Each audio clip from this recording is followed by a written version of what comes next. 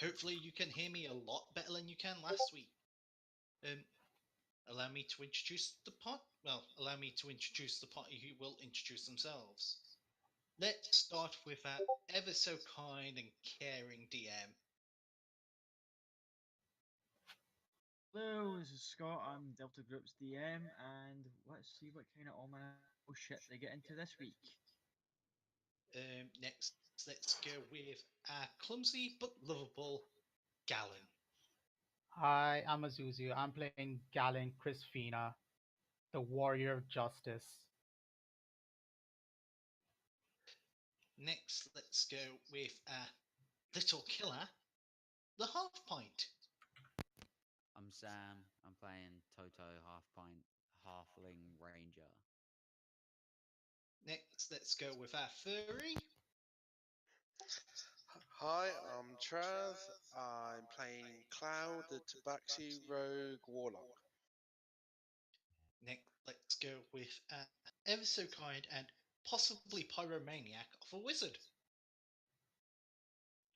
Hello, I'm Dima, and I'm playing Maka, the wizard.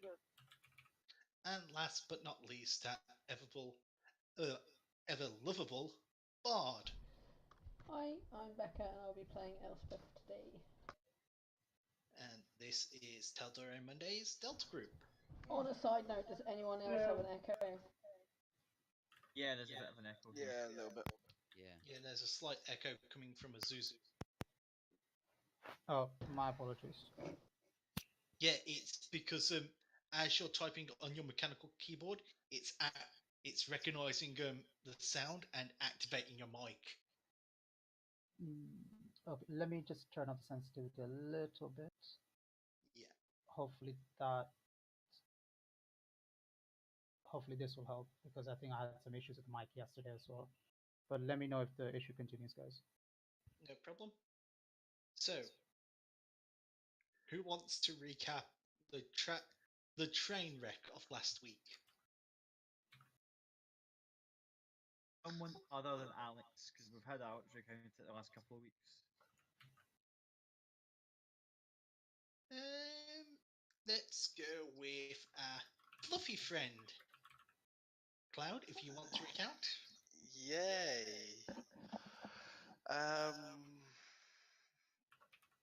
Well, we have a job to Hang on. hunt down the. Still echoey as fuck. Pardon? Everyone's still echoey as hell. Yeah. Azu, if you can mute whilst you're sorting out your mic, because it's still echoing. Yeah, I'll go to push to talk for now, and then I'll fix myself in a bit.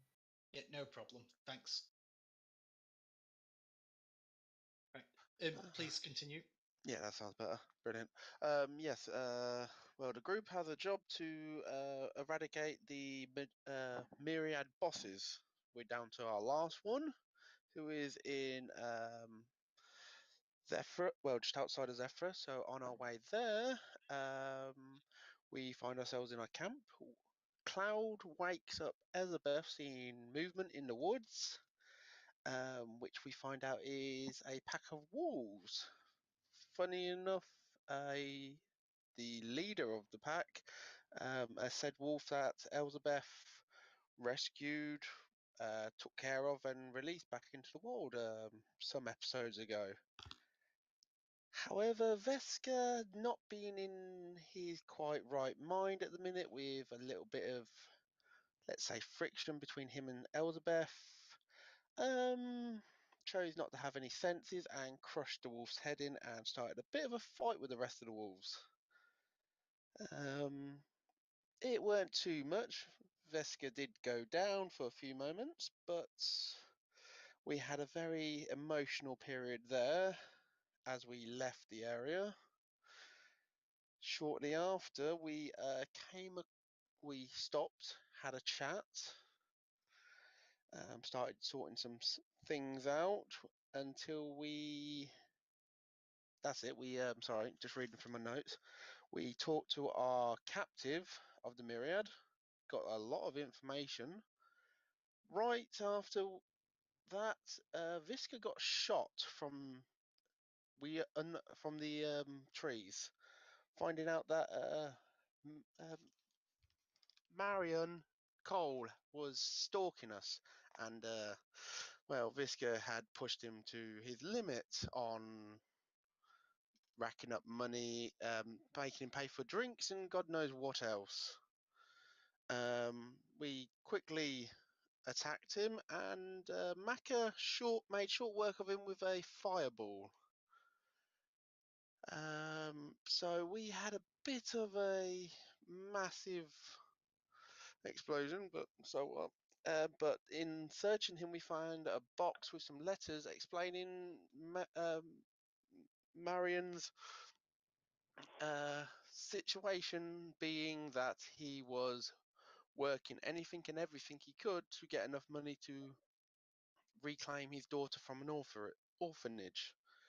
And after everything Visca and the rest of the party had, well, some of the party had done to him, had lost all his savings pretty much. And following that, some more discussions, a lot more emotion. The Griffin Elizabeth summoned a few sessions ago came luckily by. She managed to persuade it to help us transport us up the mountain a bit, as it could only transport 3 at a time. Visca, Cloud, and Half Pint went first. While we were waiting for the others to arrive, Visca's succubus wife, well, him and her had a bit of a conversation, and they started a fight, which shortly ended in her dying and turning to ash, and hopefully the last we'll ever see from her. And the last thing I wrote down in my notes was Cloud and Half Pint sitting on a rock drinking, while Elizabeth and Visca's hugging, and Gallon staring at us drinking while Macca's staring at him. Covers it for last week, and it's a bridge. Move swiftly on to what's happening now. So obviously we've got As the succubus's I'm ashes are upset. just slowly blowing away in the early evening breeze, I are now, I would say, pretty shook up with the last 24 hours being a complete and absolute shit show, for lack of a better word. And how would you like to immediately proceed now that you're on this mountain path that one way will lead to Zephyr and the other way leads further into the summit peaks, which is where the last sighting of Joran, the half-elf myriad huntsman, is journeyed off to go steal some griffin eggs. If I'm correct, it's only been like 6 hours since we woke up, give or take. Yeah, Pretty it's been much. 6 hours from since you woke up, but yeah, I mean, like, over the last 24 hours of like dealing with the last boss, then The idiot decision. the idiot decision. That all happened within the space of almost just over a day and a half. True. By We've the been sessions working where we had quickly. a couple of days go by and like rests and stuff, that was all just like a clusterfuck in a teacup.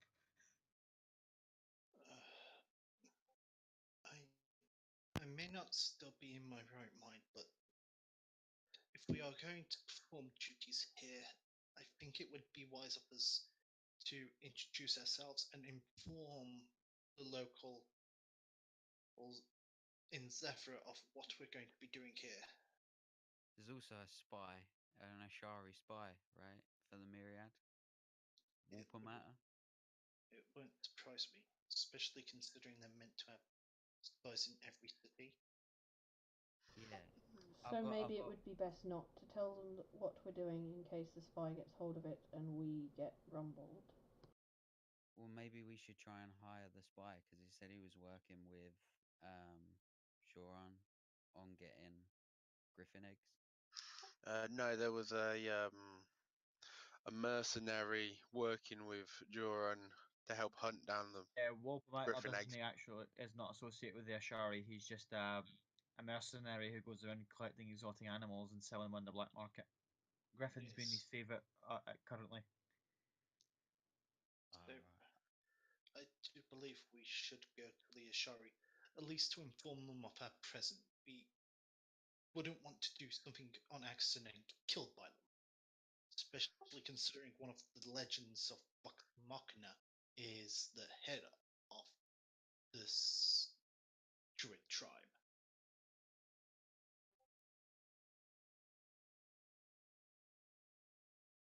So should we just go up there, say At the hi? Yes, at the very least, we should introduce ourselves to at least prevent any misunderstanding. Because, God forbid, they spot us near Griffin's Nest and assume we're there to poach the egg. GM, as Cloud was the last one with the map, how long would it take us to travel the rest of the way to Zephyr? To Zephyr, I would estimate it's about 2 days from where you are in Summit Peaks. Well, Cloud will take a swig of the bottle he's drinking out of and turn to Elizabeth and Visca and say, that is a good idea, but I would advise, no disrespect, but you two look like crap. You look like you're on death's door, so a bit of rest would do, I think, all of us a bit of good. Well, considering I've tried to kill myself multiple times today, I would assume I would look like on death's door. Meanwhile, I never look bad. And she'll wink. I'm permanently winking. I've only got one eye at the moment. True. Is the griffin still there, by the way, that brought us up here? It took off and is now Okay. heading back to where its nesting area is ahead of you all. Cool. I did try to warn the griffin of the poachers. Whether it understood me or not is the question. Oh, Yes. it most likely understood you. Whether it chose to listen is another thing entirely. True. Yes. So, let's see if we can find a cave to make camp, because I may not be the most. I may not be the most experienced person when it comes to mountaineering, but I know mountains get cold at night. We probably don't need a cave. I have a spell that can help. We just need somewhere that isn't the middle of the road to cast it. True. So, shall we just start heading towards Zephyr, see if we can find a location where we can set up? Because at least we'll be heading in the right direction. I will follow everybody else's lead. Yeah, I'm down for that. We can travel for like a little bit, maybe like a couple of hours or something. See if we can find somewhere, take a rest, travel all day for the next couple of days. Toto, you're a ranger, right? I am. Then I believe the best person to lead us would be you. Yeah, I think that's a good choice. Yeah, I'll start leading the way if everyone's ready to go now. Yeah, I'm following you. Okay, I'm gonna get up. I'm gonna take another big swig of that bottle that Cloud's drinking from, pass it back, pick up all my stuff, get to walking. Just gonna walk for as long as it takes to find somewhere appropriate to stop and set up camp. Towards the summit, the peaks, or towards Zephyr, just to clarify. Towards Zephyr. Yeah, yeah, towards Towards Zephyr. Yeah. A part of like 3 hours to find like a natural kind of spot that the elements won't get to as readily, and it's not like a full-on cave. There's a slight divot in the side of one of the mountains that you can kind of shelter in. Is it off of the path? Because basically we don't need a cave. My tiny hut protects us from the elements and it's just things. a I little bit just off. need It's somewhere like that doesn't block the road. You'll be fine up here. It's a little kind of like divot inside of one of the mountains. It's enough for you to set up the hut and maybe a couple extra bits outside it if need be. It's not like deep cave. Before we set up camp, can I use my primeval awareness to sense if Sure. there's anything about?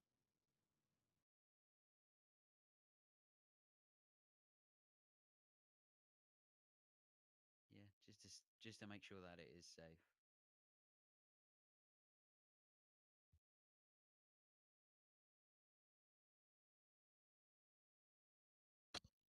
There is nothing for you to currently worry about apart from one tiny little blip just at the very far edge of your range. You can detect. Sorry, I can detect what? Yeah, you I cut think off at the end there. You can detect a fiend at the very farmost of your range. All right. I'll probably keep that to myself, not to worry anyone. So Elspeth is going to sit down and cross her legs. And excuse me, I'm going to describe how she's cast the spell because I've come up with a cool explanation. And so she'll turn to everyone and go, just while I'm casting it, don't go out of 10 feet of range of me. If you're outside of 10 feet when I cast the spell, you won't be able to enter. And she's going to sit down and cross her legs, and she's going to ever so lightly start to hum, very, very quietly. And she doesn't take out her instrument, but her fingers start to work like they're playing her instrument, and that you can start to hear that, excuse the cackling idiot in the background, you can start to hear her lute music intertwine with her hum, and you can start to see this rainbow-coloured sphere build around you. And it should take a minute to cast, but she is so exhausted, both mentally and physically, that it takes her a good 3 minutes, and you watch her become so frustrated with herself by the end of it. But eventually it casts, and she goes, well, now you guys can come and go as you see fit. You're able to pass through the walls. I need to remain inside, or else the spell will end. But if you guys need to leave, but we are safe. Nothing can come in the walls that wasn't already in here when we started.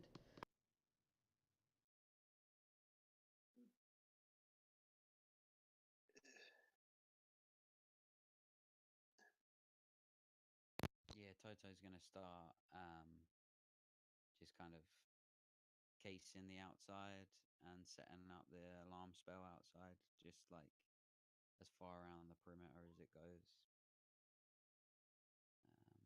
which is like 30 feet. No, not 30 feet. It's a 20-foot cube. Yeah. I'm going to set that up to let it wake me up with a loud noise if anything triggers it.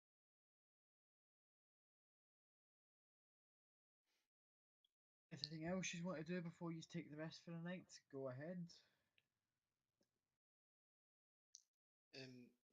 Visca will just tap Elspeth on the shoulder and go, if we get chance, I do want to talk to you in private about something. I also want to show you something which I don't want everyone else to see. So if we ever get chance, would you allow me that opportunity? Of course. Obviously, my multicolored bubble is not exactly the most private of places, so it may be best saved for not in the bubble. Yes. Thank you. No problem. And she'll hug you. Visca hugs back. And just while talking to me, leave a thing as well. Thank you. And Visca goes to find a spot to settle down to sleep. Before before Visca goes to sleep, Toto wants to give him a little tap, um, and just ask him. Uh, you said you had a book about how to take a shit and send it in the post, and I would like to read that book. One second. Visca goes in tweets back and pulls out the big book of Scanlan exports, How to Poop Someone to Death, and hands it to Toto. Brilliant, thank you. This is going to come in handy. Also, thank you for keeping your promise. Well, I tried. I didn't quite keep it, but It's fine. I did my best. Visca wraps his arms around Toto and gives them a big hug. Again, thank you. That's okay. Probably the worst person to ask to kill somebody, even if it is you, but I tried. Yes. And don't let it weigh on your conscience about killing somebody. In this world, it's quite common practice, sadly. As much as I wish it wasn't. But just remember, you're a good person. I hope so. Killing a succubus was a surprising amount easier than killing a human person, so that's something. I don't know if I'm getting better at it or if I just really fucking wanted that succubus to die, but it was much easier. So Again, yeah, thank you. thank. And you can keep the book. Thank you. Yes, it's on page 55. Oh, I'm flicking straight to page 55 and I'm just walking away reading it. Quick question. This discussion between the two, would Galen have heard it, or would this be a private discussion? No, I'm not that private about it. Okay, because Galen's going to ask, wait, Succubus died? You were there! No, Galen was still on the Griffin. No, everyone you were had there turned up. because Elspeth was on the Griffin with you, and Elspeth actually almost died, so you were definitely there. Yeah, you were there, dude. Clearly, I was not paying attention. Galen was standing on the other side of the Griffin. Yeah, that'll be the official explanation as to how you're like, what? How drunk are you, Galen? He better not be, Elspeth fight himself. I've not had a drink in almost 3 hours. Visca sniffs him just to see. Galen actually hasn't had a drink in almost more than that. I think it's more about 4 hours. Well, at least you don't smell like alcohol for a change. Yeah, true, sir. Well, I'm going to get some rest. Good night, Galen. Good night, everyone. And I'm sorry and thank you. Visca just finds a spot to settle down now. Elspeth, the dimmer switch, is going to lower the lights in the hut. I am going to try and learn how to effectively send shit in the post. Oh my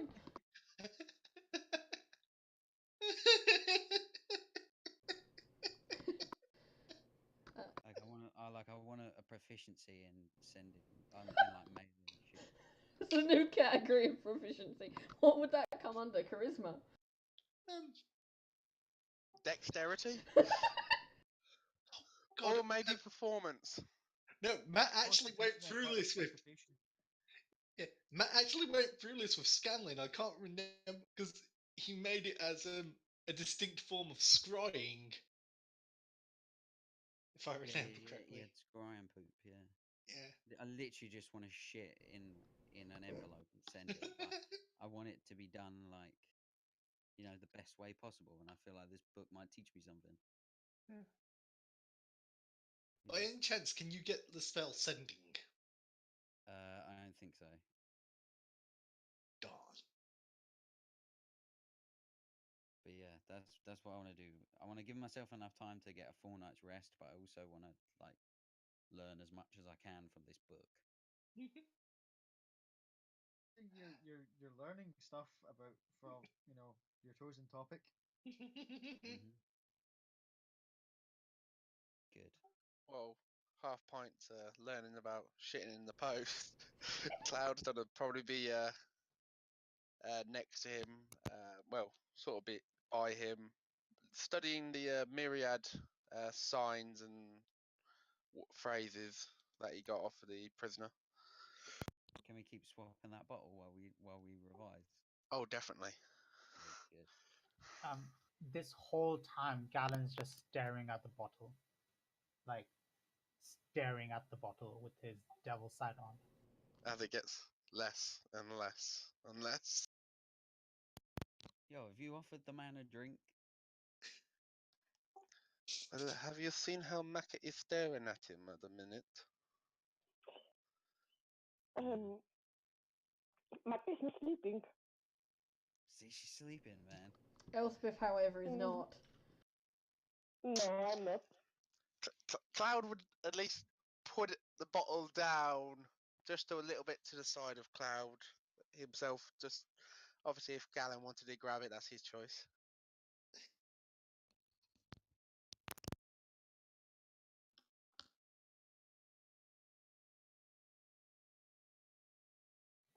Gallon's gonna get within 5 feet of it and just do a deep, deep, like a deep breath in, and then just push it away.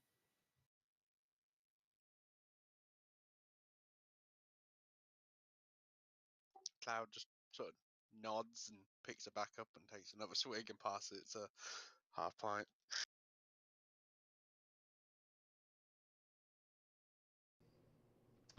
Elspeth is going to find a corner of her bubble and just do her elf meditation for 4 hours.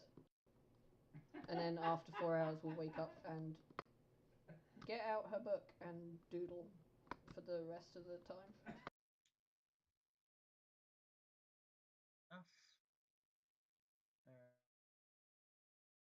Everyone essentially doing their thing for the evening and then just calling it a night for. Yeah, as long as I can get like the full long rest, then Yeah, you'll still get full on this.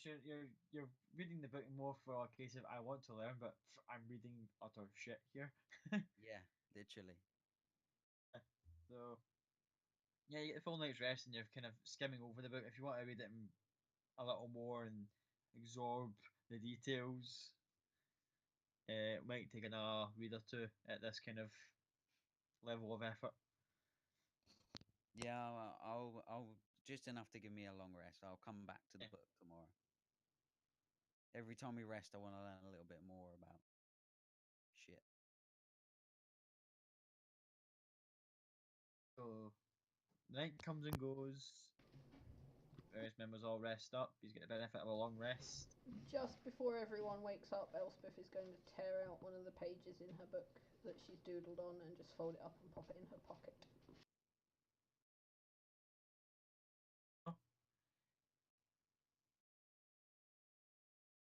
You'll notice that as you are, all starting to wake up and come to, that the temperature up here is take us quite a steep dive. At dawn, Gallon's gonna be up right at dawn, for the first time, not actually hungover and or drunk, and just kind of go outside of the bubble and just do like a bunch of push-ups on one hand. Like he's got the energy of the world on him. When Bisker wakes up and he goes into his bag, takes out his regular ink and quill and a sheet of parchment, and just starts writing something down. Then, once he's finished writing, puts everything away and just folds the sheet of parchment up and puts it into one of the little pockets of his bag.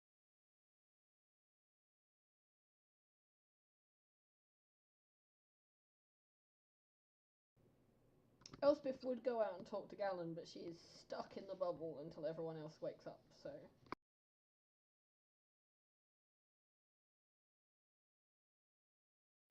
everyone probably gonna else. have to wake Toto up. He stayed up late reading about shit. It's actually quite an interesting read. You know what? It's not bad. I feel like I've learned something. What? I'm not sure, but I guess I'll figure it out. Cloud will probably wake up a little bit early, and he will start doing his he'll do his new ritual a little bit outside the bubble, away just to the side of where Galen's doing his push-ups, probably.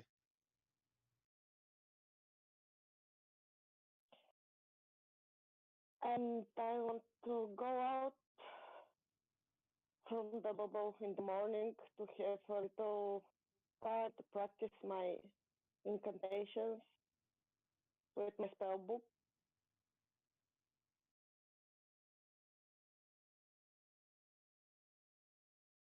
Fine. As each person goes to walk out the bubble, Elspeth goes, by the way, don't forget, it's probably going to be a lot colder out there than it is in here.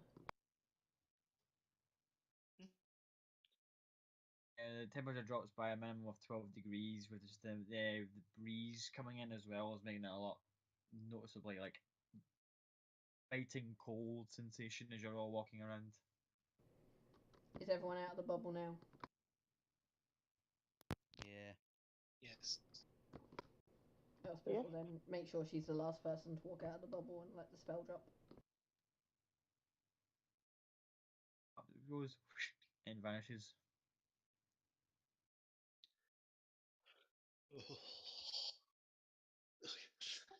Cloud will probably be about an hour doing his ritual. You notice he sits down to one side away from you all, takes off his right hand glove and bracer to reveal a very unique swirling tribal tattoo on his right hand and forearm, and he pulls out the scimitar of speed and summons his blade staff and starts muttering incantations. I think it's going to be a while. Guys, I'm just going to take Elspeth to one side for a moment. Would you please do me the pleasure? Would you please do me the favor of giving us privacy at least for a while? There's something. There's something very important I need to talk to and show her. Faintly in the distance, as the wind blows, you just hear Careless Whisper being played somewhere. Um, if everyone agrees to that, I'll take Elspeth to side where we're out of view and out of sound range of the party if we're talking normally. Elspeth will follow. In this time, Galen is going to be kind of looking at what Cloud is doing and kind of trying to understand what Cloud is doing with his swords and the incantation.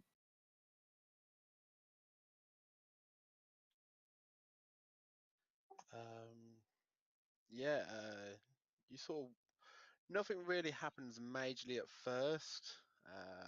On his tattoo, you might notice like different patterns in the swirls, but it's very peculiar as you see the pattern and then before you know it, the pattern sort of disappeared without anything actually moving. And over time, green glow starts happening around the tattoo and Cloud's eyes.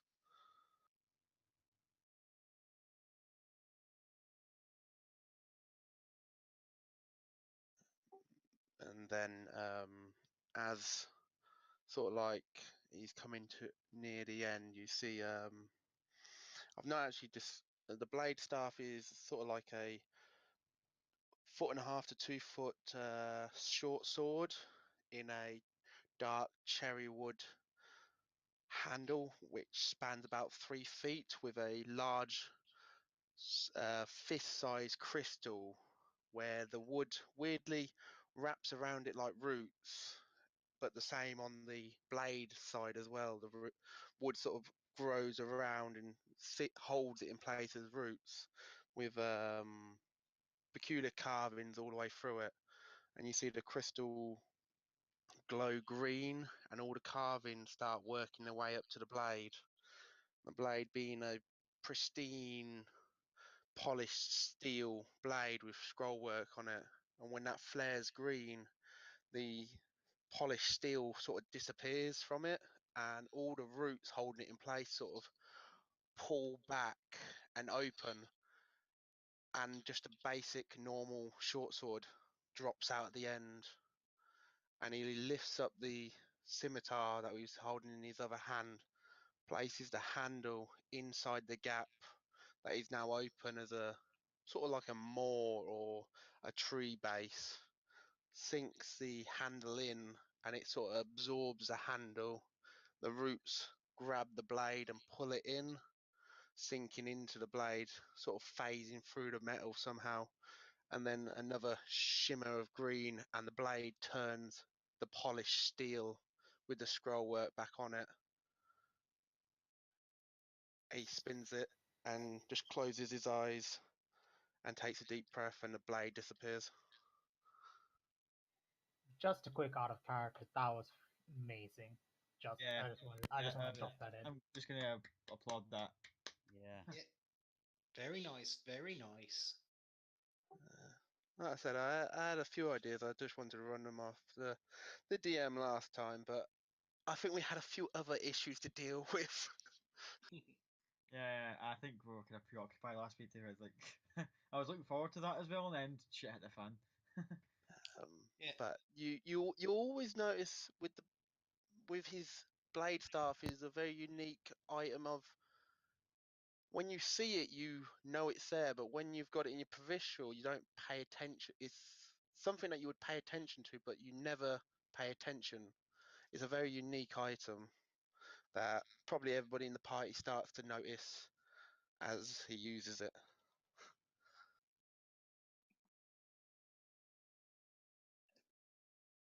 Um, Fisker is basically like shuffling his hands and feet as he looks at Elspeth. Yeah, I know I'm not. Well, if these events with contract and whatnot don't prove it, I'm definitely not the smartest person. And I'm not. I'm not the I'm not the most emotionally stable either. In fact, I hate myself. Now, I try not to feel emotion, mostly because I learned very early showing any emotion wasn't good for a tiefling, especially in Wombound, especially in the Empire.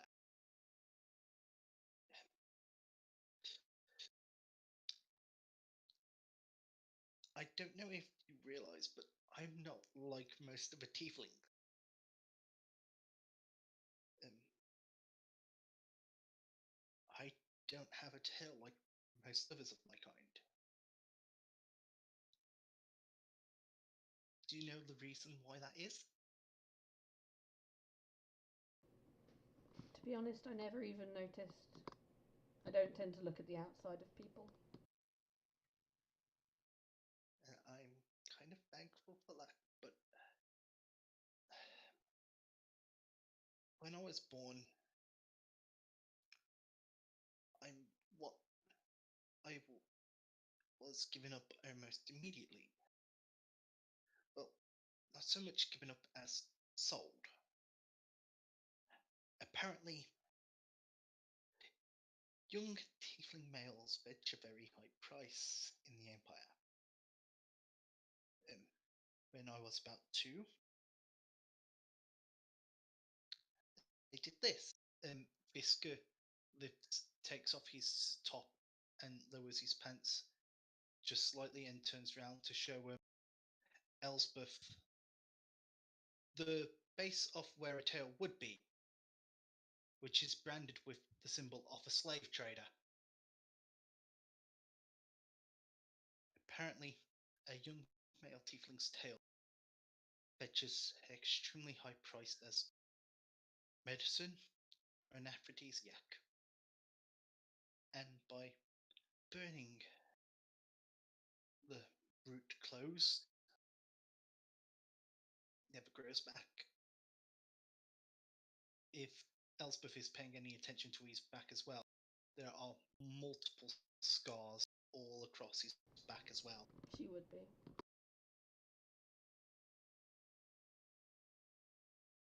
When I was born till I was 5, I was a slave.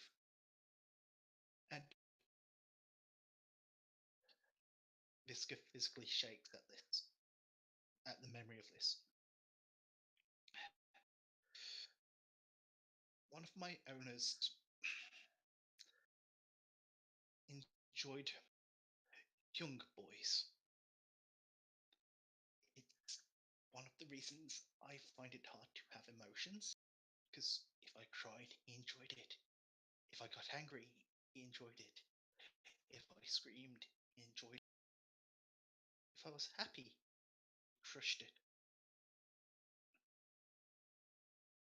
If I if I showed any kindness to anyone else, he could whipped, beat me, then enjoyed me.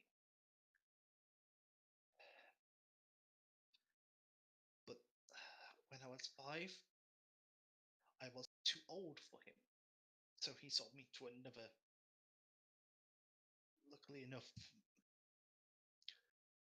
whilst I was being sent to the other person, the new master I was meant to have, the gods of the carriage pitied me and freed me. With what little I had and what little I knew of the world, I managed to make my way to a port city. There, I managed somehow to get by till I was old enough to work on a ship and sail my way over to Teldore.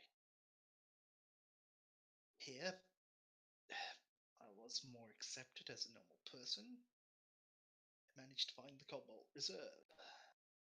They took me in, trained me, and guided me to Ayun. I went to I went to a special place to make my pledge, where I gave my eyes to let she may see all I see. But yes, that the thing is, I never truly knew my parent. I didn't know anything of my demon heritage, and I thought maybe meeting a succubus is an extremely rare opportunity. Contract would give me the ability to gain knowledge I seek about, possibly my heritage. As my naivety and my thirst for knowledge taking control, and this could just start tears just start rolling down this cheek at this point, and he just looks at Elspeth. And although I didn't get what I wanted, I gained something else.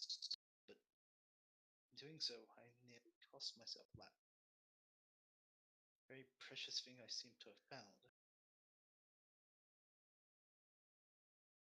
I don't know what this feeling is. I've never experienced it before.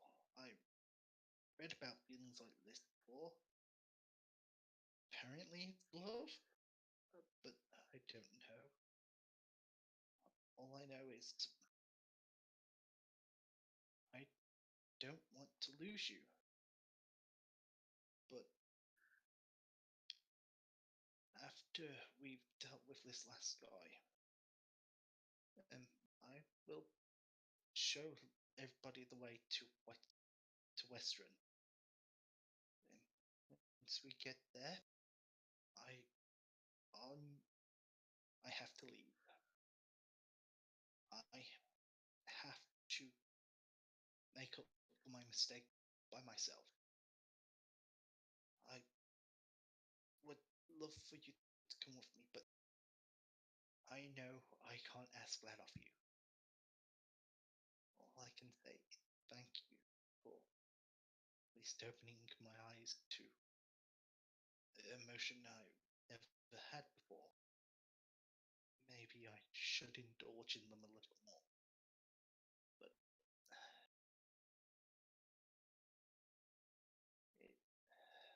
my lack of knowledge, my lack of feeling cost so much. And the only way I know how to make up for this is seek out a way to repent by myself. As much as I like this party, as much as I care for you, this is something I know I must do by myself. All I can ask is that you forgive me for being so selfish.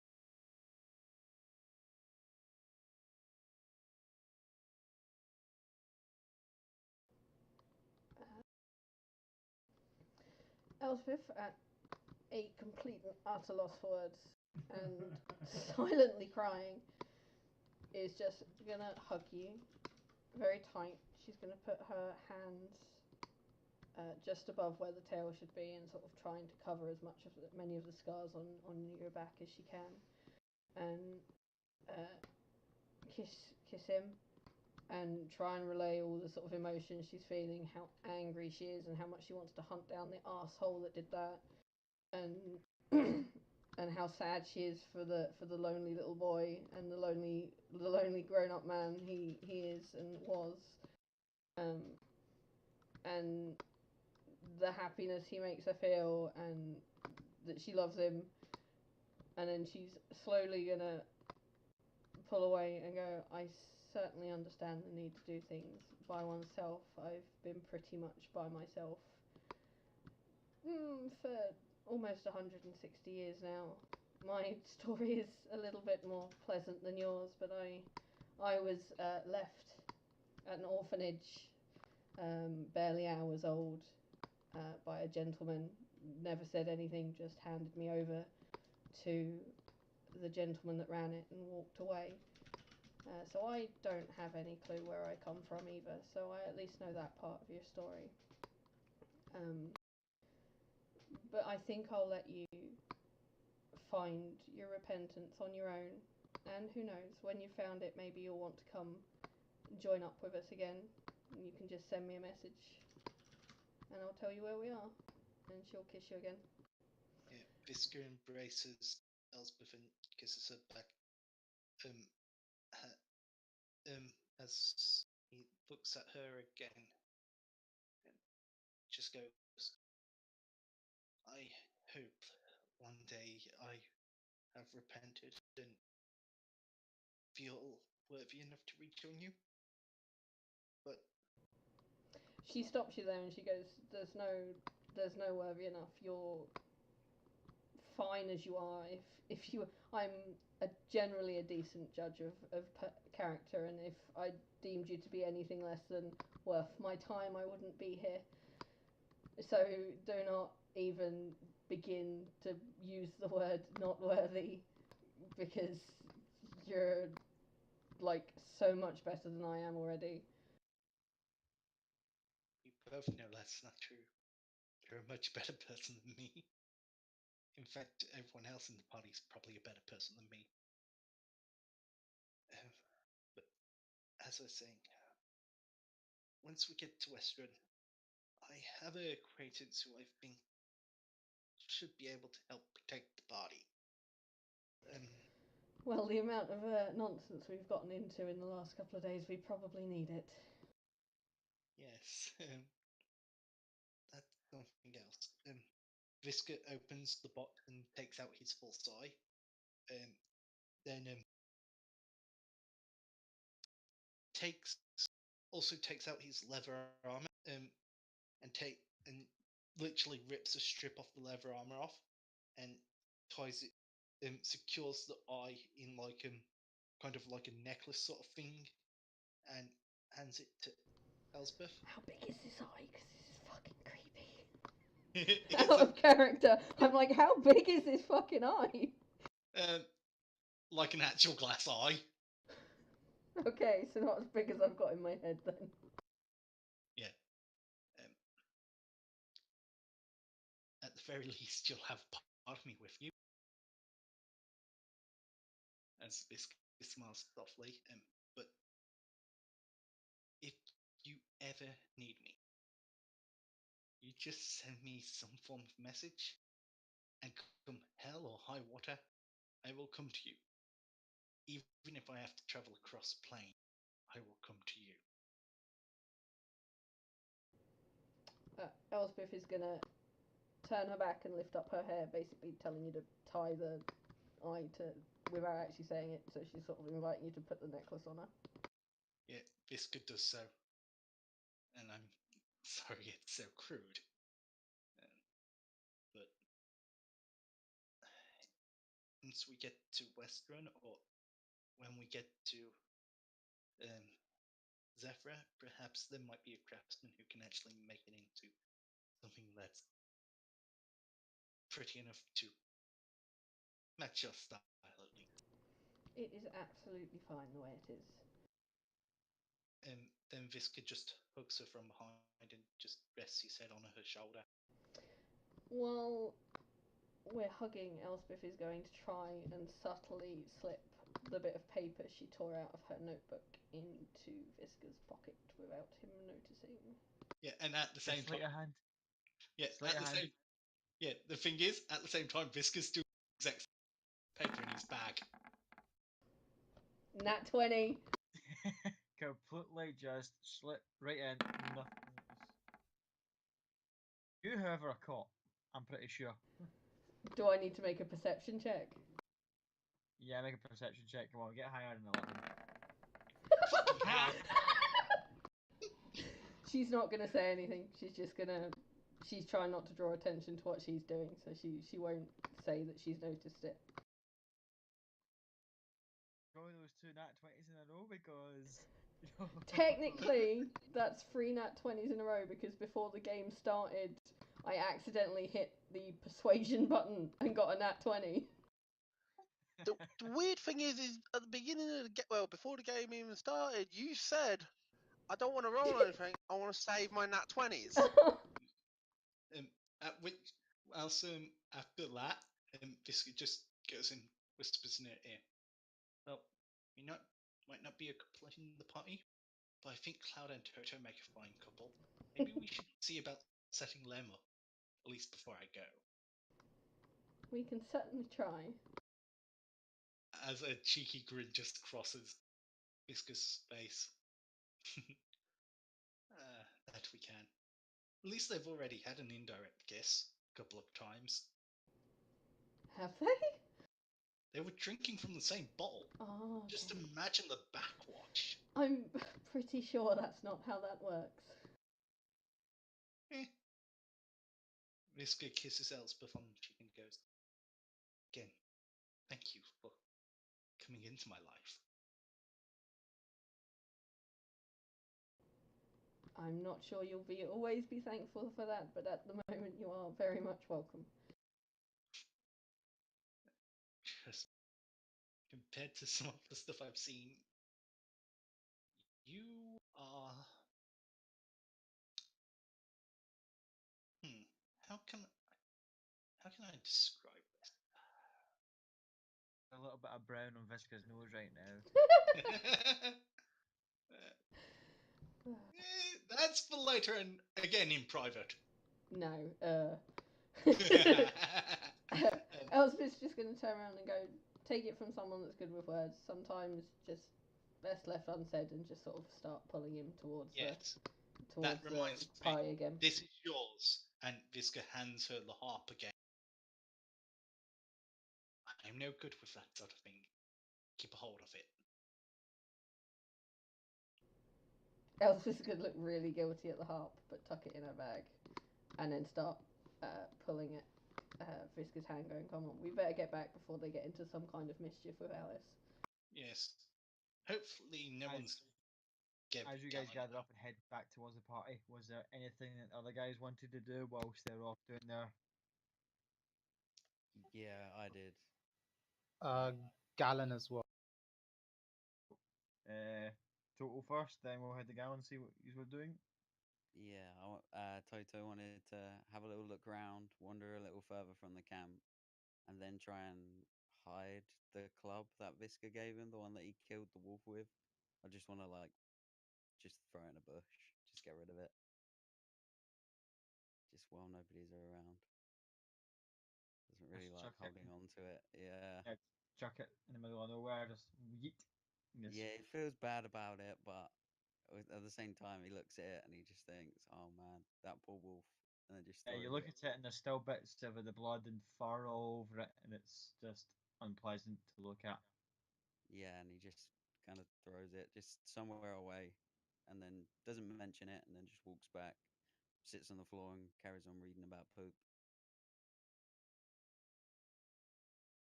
The mace and then return back to camp and get into Hmm. chapter. Or smooth or runny is the next bit that you're going to.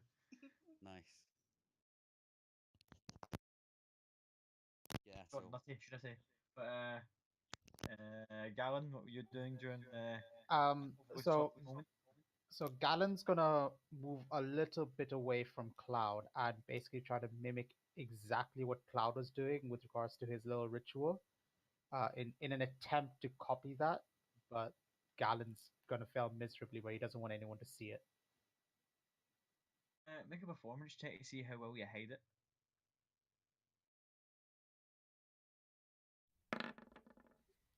18. Yeah, no one notices. Yeah, I don't think anyone notices. We'll just call that as a. Well, you know what? Cloud's passive perception's an 18, so if Cloud can roll and see just how to match it or get higher than 18. Nah, Cloud would leave it. He's just done his ritual. He's a little bit lightheaded, and to him, he's not exactly sure what the ritual he just did was, but he feels a bit better and weirdly lighter at the minute. So he wouldn't really notice Gallon too much at the minute. Okay. Maka, is there anything you wanted to do before the party head off again, whilst all that soppy shit was going on?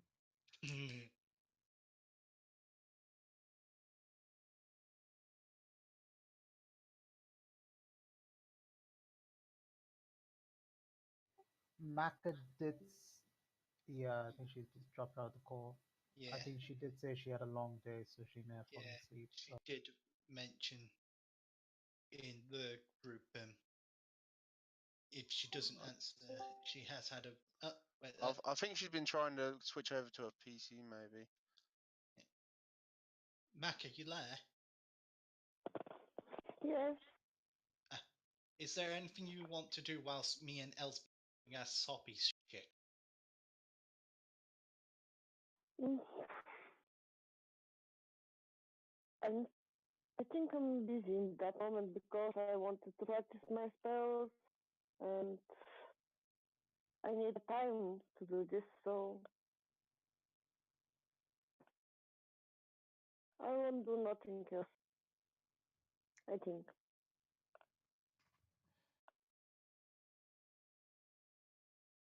Reading over your spell book, just kind of just minding your own business. Give me a second.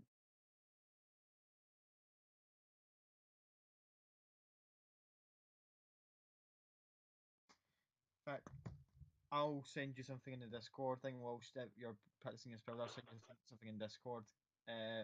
Meanwhile, the party all gather back up together, and I'm guessing you're heading towards Zephyr itself. Mm-hmm. yeah, yeah. Yes. onwards and upwards then. As you carry on in the path and what you believe after looking at the map a few times and double checking local areas, you're heading towards what you believe to be Zephyr and carry on.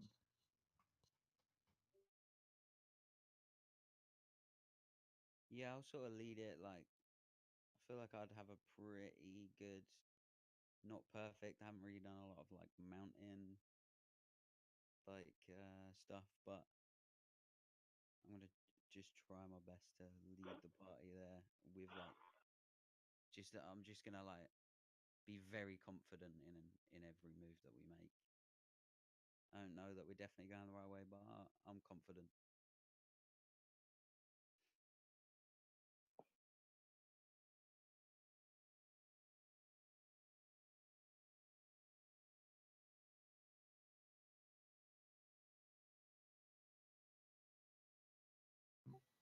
As a side note, this entire time, Galen's just telling the party about how he was traveling the whole of Taldore, how he's been to Zephyr before, but it's only because he got lost on the way and ended up in a village somehow.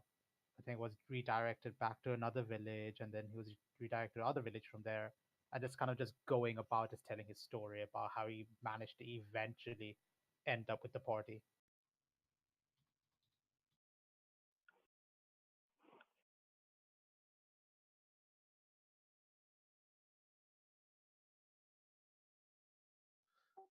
Cloud moves up to Toto and just leans down and go, "Have you noticed how talkative Galen is now he's sober?" Yeah, I've noticed he got up super early too. You see him doing press ups and shit. Yeah, it's amazing how much of a difference drunk to sober can be to some people. You thinking about giving up the drink? Fuck no. Yeah, my man. Damn straight. And he taps his bag, and you just hear a couple of bottles jingle. I just Toto just gives a sly little wink. As they're doing that, Whisker will nudge Elspeth and just go, see, they make a cute couple. Elsa's just gonna roll her eyes.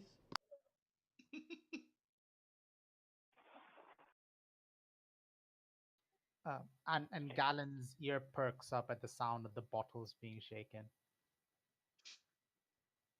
And I will walk with Garen to listen to his stories.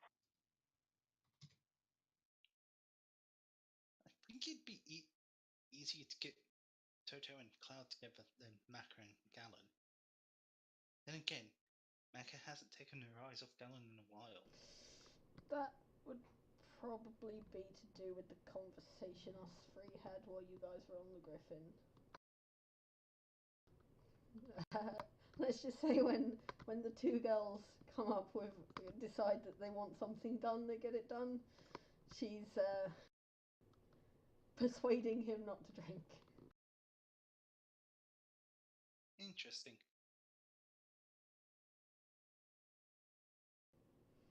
I went for the more subtle route of giving him a carrot. Follow. She's gone with the Stick. yes, kind of. You could say that.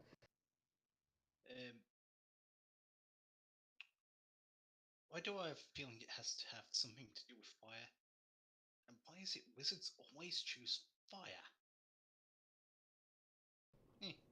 She's the first wizard I've encountered. I don't know. And Visca goes in. And suddenly a van drives past us. Excuse me? I didn't realise the bean's head had that effect on me. Visca goes into his bag and pulls out a little book called Wizard, a guide on how to avoid them and what they tend to do, and hands it to Elspeth. I'll say with a passive perception of 18, Cloud's ears perk up and he can hear like very heavy footsteps up the path ahead. I just put my hand on Toto's arm and raise my other one to halt everybody and just gesture up the path that I hear something without saying anything. Visca nods and moves up next to him, gently rubbing his left foot forearm. Because nobody's actually noticed yet, but Visca has been casting spells without his holy symbol, which is normally his eye. What's up? Okay. I'll need a bit of an explanation in a moment, but as Cloud's giving you all farewell, you can hear the footsteps yourselves now coming in like sort of audio range, just like along the path you are walking on, just very faint footsteps now getting louder and louder, and that faint little vibration in the ground. Galen's gonna do what he's been taught to do, so he's gonna stop, duck, and roll out of the way into the bush and try And to off hide. the side of the mountain. Do me a favor, make a dex check, please. Just a dex check or a stealth check? Dex. To see if you manage to not fall off the edge of the mountain. That's a 9. Well, I think off the mountain's a bit of a stretch, but there is a bit of a drop. That as he just going to go, oh, you hear the initial sort of like rustle of a bush, and then you just hear Gal just go, wait, boom, and So it's at this point the raven will land on Elspeth's shoulder, and you can hear Galen's voice from it saying, I may have fallen over the side. Help. Sorry. Elspeth is going to be This is incredibly fucking freaked out by the bird that sounds like just suddenly Galen. talking to you. You take 8 points bludgeoning damage as you fall blind off this kind of like 20-foot drop. Just, yeah. 20-foot drop. Holy shit. Yeah. That does not sound good. Right, I'm guessing he's probably hurt himself. The birds. Yes. Elspeth's just like, do birds normally talk? Do they sound like people? No, but think about this.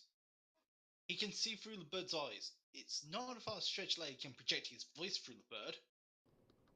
Good point, I suppose. Does anyone have rope? I would also like to point out that again, Cloud being the one with the 18 passive perception, see from where Gallon just fell. About 40 feet to his immediate right, there's a echoing noise of footsteps from below. Now there's like still the one that's nearby you, the rest of the party. There's now another noise from a nearby indent into the nearby cave below that 20-foot drop. 40 feet away from Gallon, there's a little kind of divot. You can hear these footsteps coming as well. Same again, big heavy.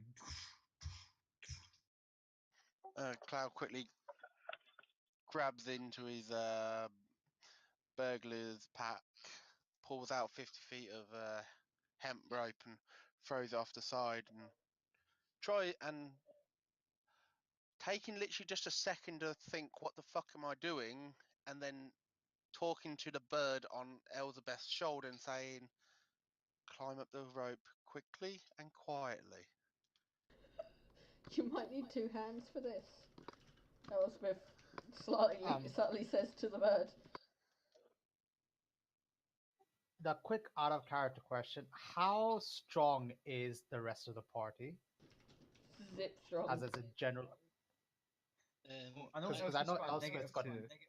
I don't know about the rest. Yeah, I think after Gallon, Visca is the strongest strength-wise with a 13. Yeah, I've got a 13 as well. Toto has. Right, okay. The next question is, can anyone actually lift Galen? Because Galen is currently wearing fairly heavy armor, plus he's fairly heavy.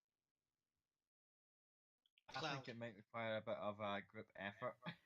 Cloud, you keep an eye out for what you're hearing. Everyone else, tell Gallon, tie the rope around yourself and hold on to it. Everyone else, help. Let's just try and pull him up. Yeah, I'll grab onto the rope. Yeah. On the opposite side of the path we're travelling up, then is it like a cliff going upwards? Yeah, it's like a path slowly reclining up the way. But so far ahead, Uh, there's a little kind of divot to the side that curls back, leading to the lower area where Gallon fell from the actual drop, if that makes sense. right. Yeah. The path ahead forks and then it comes back on itself, and there's that line that goes further up. Is there like, can Cloud see like any sort of like small edges or lips a little way up the cliff face to their side that he could climb to? Yeah, make me an athletics check, and you should probably get up there, no Uh, bother. As a tabaxi, I do have a climb speed of 20 feet. That's what you do. Yeah, never mind then. Yeah, it's just about 20 feet anyway, so you just go, yep. Like a cat Nice. climbing a tree, you just go up and I'll Scramble cover straight. Actually, I have a question. Can I see where is Kavan now? where you can, Without yeah, if you walk over to the ledge and just look down, you're gonna see him. There's like Looney Tunes, just like lying in the deck, just like ow, the rope dangling in front of him. and he's heavy to be pulled out. He's not too heavy to be pulled up, but he is heavy enough that it'll take a group effort to pull him up. It will take more than one person to do it, given the fact that most of the party in here have skipped arm day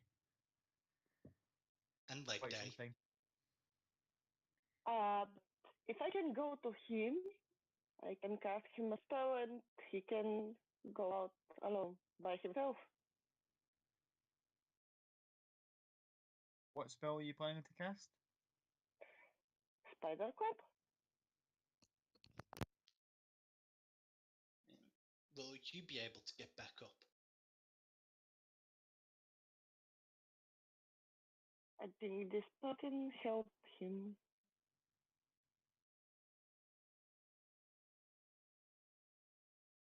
Be close enough to touch him though, so if you want to use the rope to go down,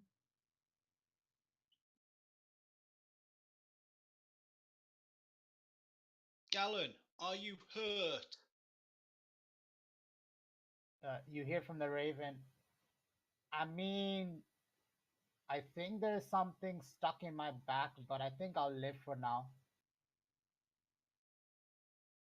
as you guys are like preparing to make a move, you just again you can now hear audibly from down below the heavy footsteps.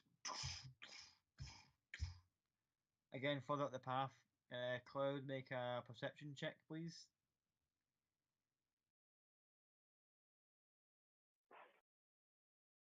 Oh, you know what's coming. It's an ogre.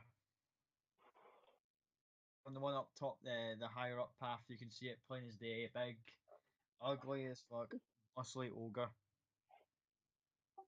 I instantly slide back down the edge of the cliff and get over to everybody and say, "It's the creature coming down from the up the path. It's an ogre. We need to get out of sight." I'll say, given that you had that in your higher perception as normal, you can hear the again from the footsteps down below where Gallon is, in the little kind of hovel next to him. It's the same noise in general, sort of like characteristics. They go, is it okay? It's the second one down below. He goes, takes a moment just to listen again and realizes the footsteps are the same ish, and goes, "And I'm pretty sure there's a second one down there with Gallon." Maka, get down there and get him up as quick as you can. Is there a place we can hide?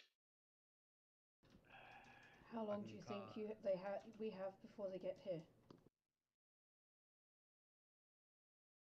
Less than a minute. Shit, I was gonna say I can cast Pass Without Trace, but I didn't fucking take it. I took Cure Wounds instead. I was gonna say if we've got a minute, I can cast Magical Bubble, but we have less than a minute, so. By any chance, does anybody have mold? No. Nope. Nope. Right, never mind. That idea's out the window. Gallon's gonna message the party. Say, listen, just deal with what's up there. I'll deal with what's down here, Gallon, and I'll make my own way up. That's not a good decision. I'll say that both Mac has managed to climb down on the rope and is next to Galen at this point as the ogre from down below emerges from its hovel and just kind of goes, "Welcome to my hovel." Comes out and just kind of just spots the two of you. Lunch. He starts kind of moving its way along. Grab the rope and start climbing.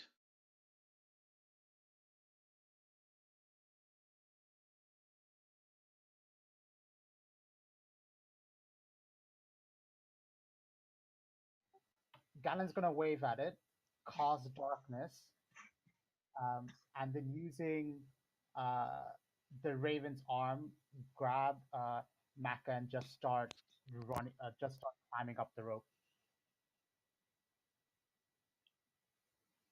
Okay, make me a strength check Okay. for. Since you're trying to carry Maka up. Actually, no. Galen's gonna Galen's gonna grab the rope, give it to Maka, and then just because Galen can see everything using Devil's Sight, and wait for the ogre to step forward. At which point he's gonna try to swerve around the ogre and try to push him off the ledge. Hey, you can try that.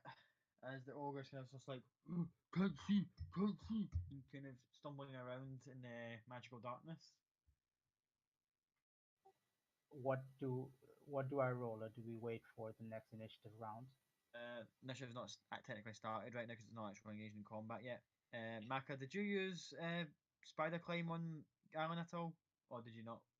Yes. Okay, I so currently, whenever Galen steps, you can feel that kind of like tacky sensation at the bottom of his feet as he realizes like, oh shit, and you can just see the web outline on his like limbs and legs, just like.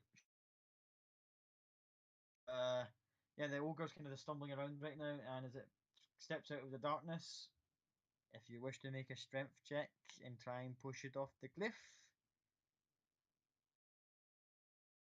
Oh, high, because it's big. What I wanted to do was I cover the entire cliff edge with darkness, essentially, so the ogre can't actually see where the cliff edge is, and then use that as a means to just push him off the side. Yeah, but he's at the cliff edge. He's not. I mean, I know ogres are stupid, but he's just like, okay, there's an edge here. I know roughly where it is, and he's kind of teetering on it right now. Okay, so just a strength check Yeah. with advantage. No, because he's fucking massive.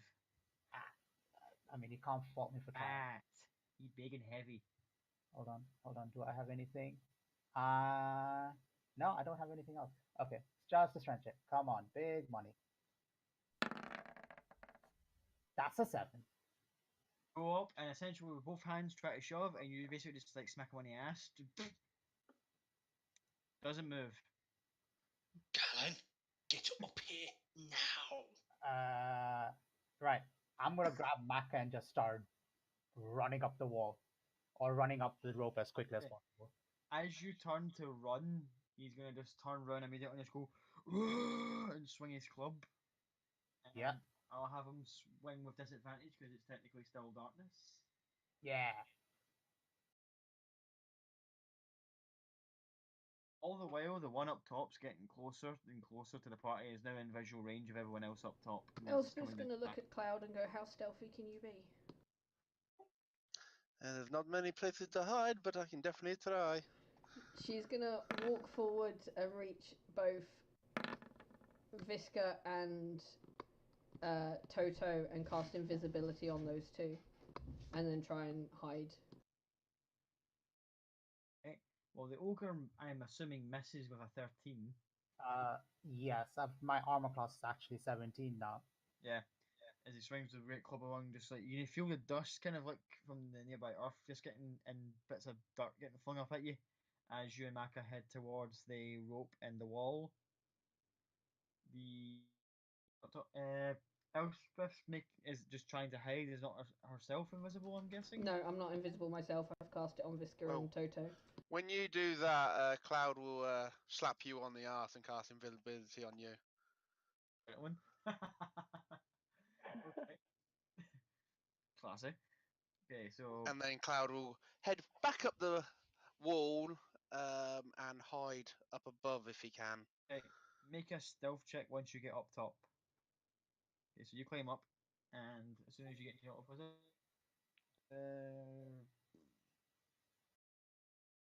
yeah, I think you'll get that because ogres aren't really perceptive creatures. As the second one starts to kind of bumble into view, getting closer and closer. Visca, what are you doing? Um, just making sure I'm stood out of the way of the ogre and just holding my and just keeping a hold of just trying to hold the rope in place so that it doesn't come loose, so that Galen and Maka can make it up all right. Okay, make me a strength check to see if you can just hold it in place. Aren't they spider climbing? Galen can. Maka, however, is the one that's climbing up the rope. And unfortunately, your grip against the loosen on a 10 just I mean, Galen's kind of holding on to Maka as well, and kind of climbing up the rope. If that helps.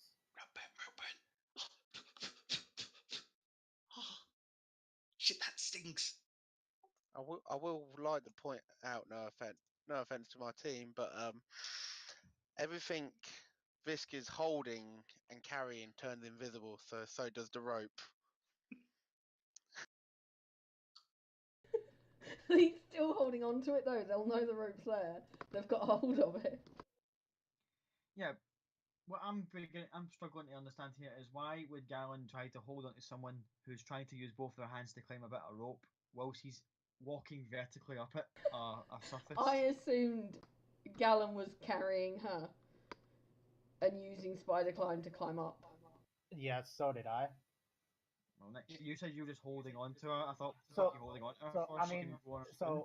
If you want to say carrier, say carrying her. Okay. Sorry, I didn't get the idea across properly. I think the idea was I was holding onto Maka with one arm and using one arm on the rope while spider climbing, so I don't really get a disadvantage on my movement speed. Because I think if I'm carrying someone, it's half movement, right? Yeah. So I think Okay. that was the idea, and the rest is up to yourself in terms of narrative.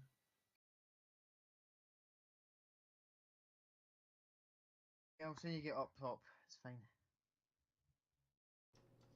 He gets up You guys- top and can see fucking none of the party. Yeah.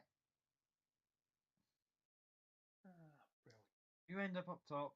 Cloud's up a wee bit higher on a little kind of divot, hidden away, and Visca's currently invisible, just up on top. And the only two people that this ogre can see as it looks up is Maka and Galen. Roll initiative, please, everybody.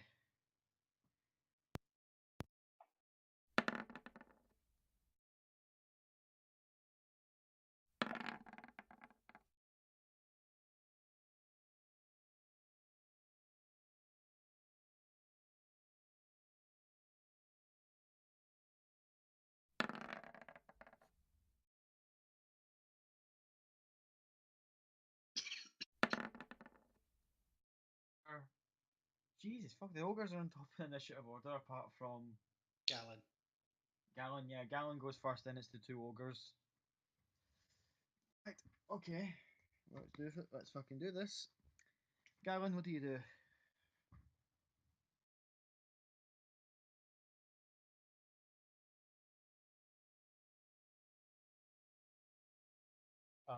I'm going to look at the other ogre. I'm going to say hi and cast darkness on that again.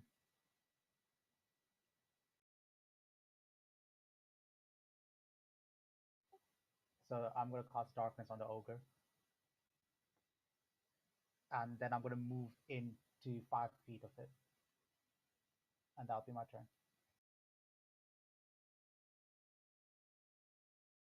Second ogre is going to just come out of the darkness, looks at the ledge,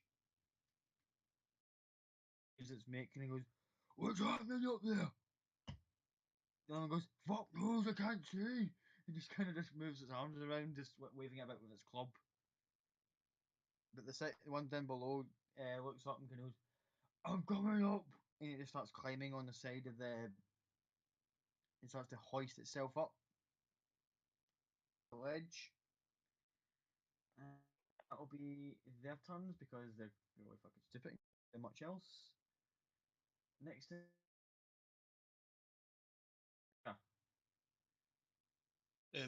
Hearing the second ogre from below, this girl gently make his way to the edge, look down, try and work out where the ogre, which one, just how far away the ogre is. Okay, seems close enough. And he'll cast suggestion. So the invisibility breaks on him, but he's going to cast suggestion and go, I think it'd be best if you go back home. Make yourself a nice drink. Maybe have a nap. Fuck. He makes the save. yeah. For the -2, he made the save. And it just shakes it off and just goes, "Oh, squish, little blue man," and just starts again. It's trying to hoist itself up. Okay. Right. Awkward.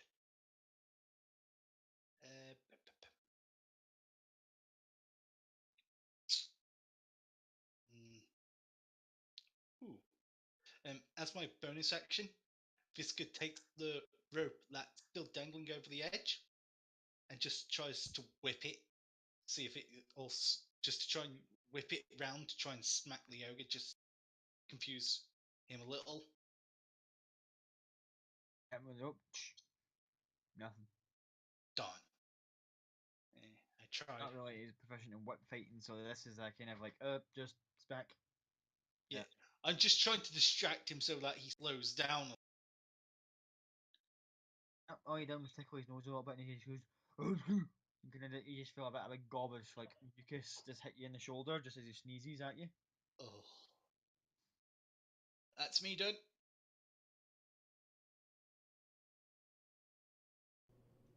Is it my turn now?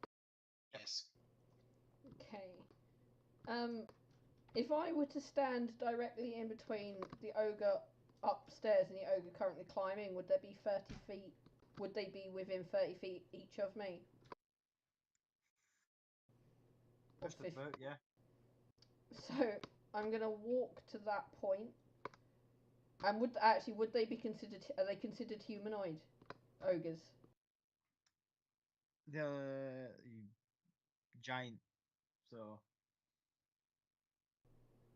So no. nope. The classic giant. Well, that changes my option then. Fuck.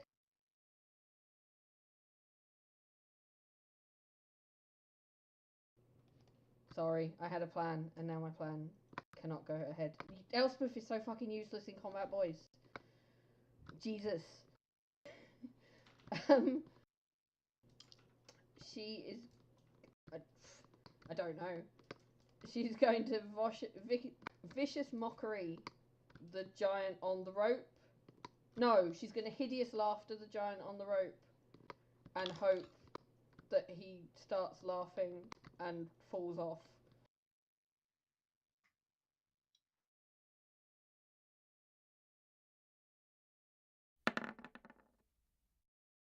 That's better. Yeah. So he's going to fall prone off the rope, laughing. Actually, given his size, he'll just let go and drop a little bit because he's, He's still prone because he's laughing. but he'll just basically let go of the ledge and just go. However, the invisibility on Toto does drop. And so does Elspeth's. That's fine. Elspeth, yeah, Elspeth. And as a bonus action, she will inspire Toto. No, Cloud. She'll inspire Cloud. It's a 1d8 now.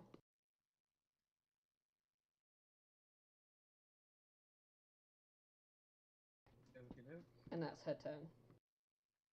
Next in it's Cloud. Right. Might have a stupid idea, but it might work. The ogre on at the top is currently in darkness, correct? Yep. Awesome. Cloud can see through that. So he's going to use his movement to get Just- down. You can't see through magical Just darkness. a quick thing. I can. Yeah.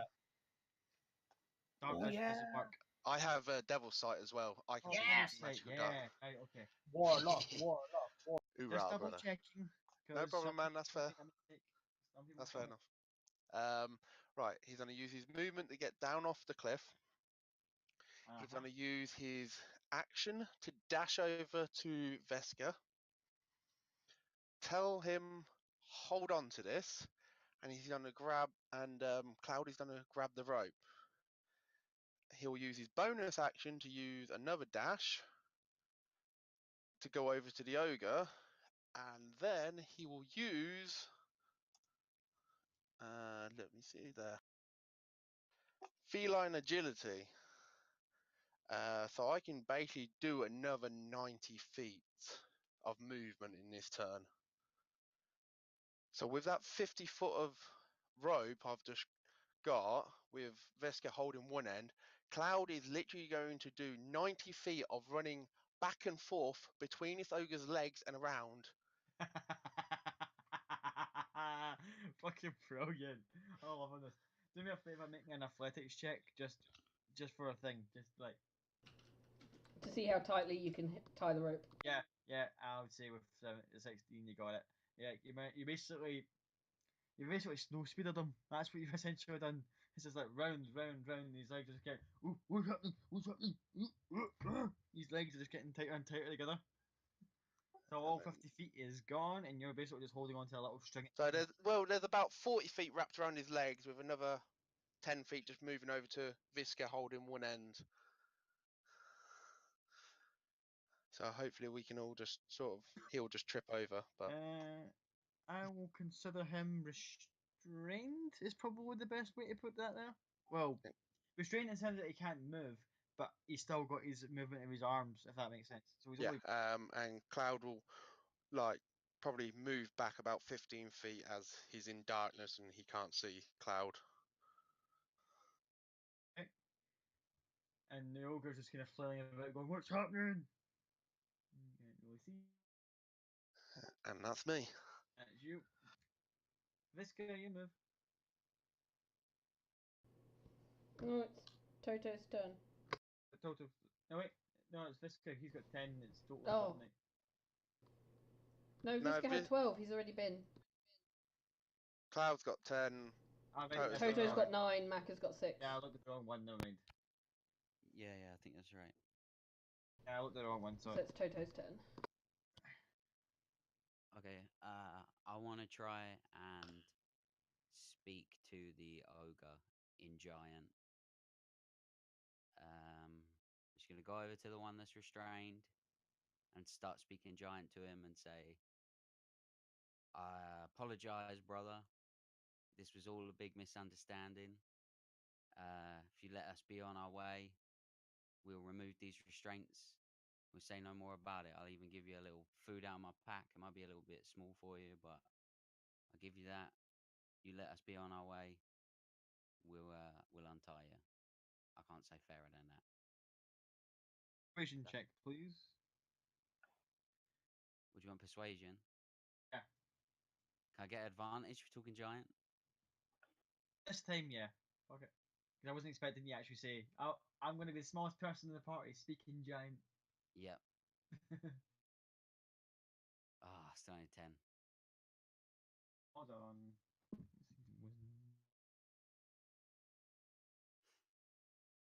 Beat you,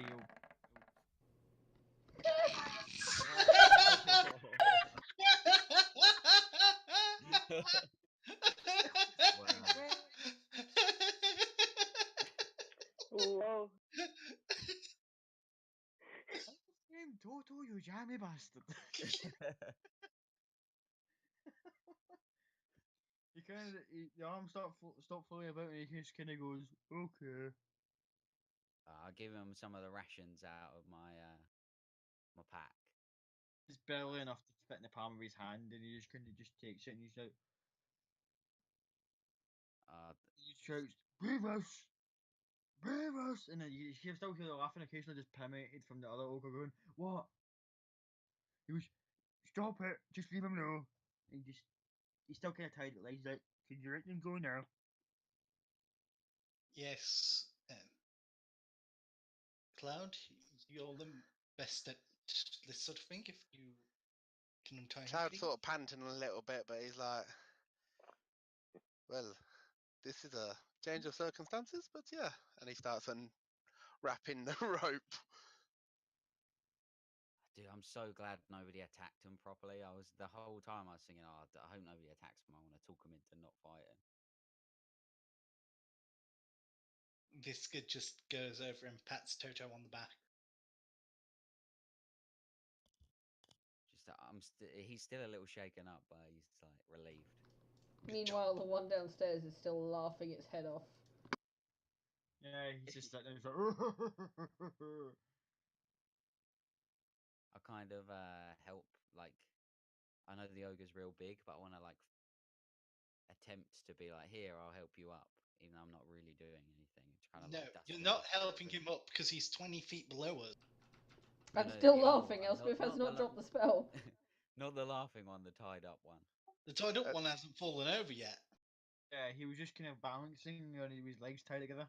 Oh, right, that's all right. Then I want to help him up. But I'll give him a little pat on the like shin. You know how long I've been wanting to do that? You've ruined my fun. There'll be another chance. You know, see straight up if fucking that didn't empired work, him. I was gonna have him do an attack roll, and but before the attack roll itself, make a deck save and see if he'd fall over. And you probably squished Toto if he fucking fell. Jesus, that'd be the Elspeth's gonna realest way go. to die. Should I leave this one down here laughing, or should I let him go? Let him go. Yeah, I think you can let him go. We're good. Oh, she'll drop the spell. He stops laughing. I'm sad. Does the ledge get narrower? Pardon? Oh, does the ledge get narrower? Yeah. I thought you were asking something deeply philosophical there, and asking if knowledge gets narrower. Oh, it does. It does, but Not you so can much it's narrower, it's like a very steep drop from where that bush ends where Gallon kind of rolled into. It's like a straight drop into the secondary kind of ledge where the hovel is for the ogres. good. Yeah. At the moment, I don't have a complete field depth perception. And just noting the one eye as he shuffles across to the side which he won't fall down. As he starts getting close to the edge, Elspeth will grab his hand to make sure he doesn't fall off the fucking edge. Yes. Oh, yes. I forgot to mention. Luckily enough, even though I don't have my holy symbol, goes up his sleeve, and there's a tattoo of Ioun, of the Eye of Ioun on his left forearm. I still have a way to use my magic. Clever. Thankfully, the knowing mother hasn't given up on me. I'm thankful for that. Oh, yes. Shall we go? Also, can someone hold on to Gallon? We don't want another drop.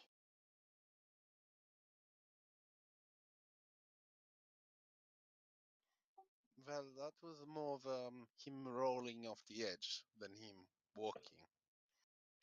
Yes.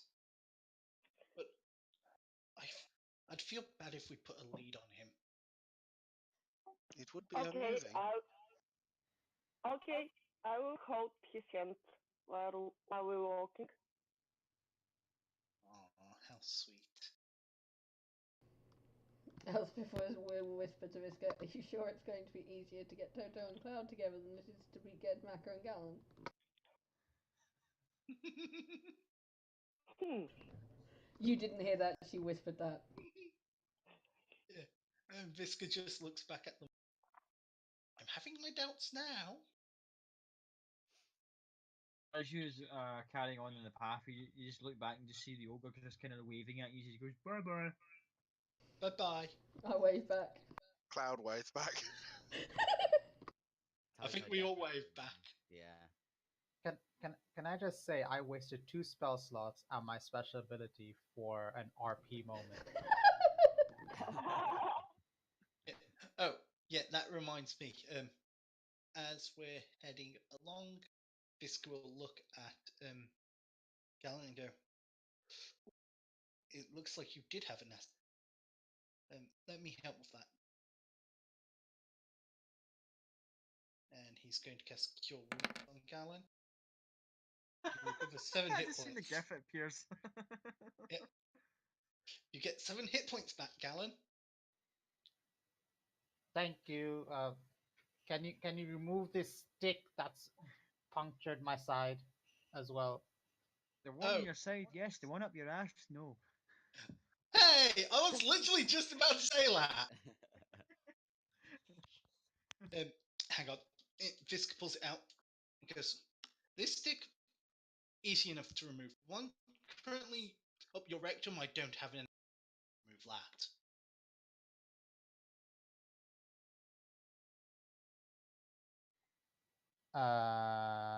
What? Visca just pats Galen on the head and goes, don't worry about it. I'm gonna turn to Toto's gonna turn to Galen and say, I think he's talking about poop. Now let me tell you about all the different types of poop. And then I'm just gonna start telling him about everything I've learned.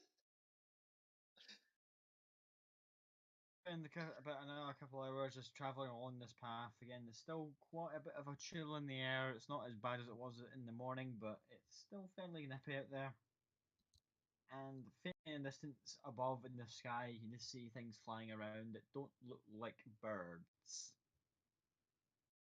Can I make a perception check with disadvantage to try and Disadvantage recognize them? because you've only got one eye. Exactly.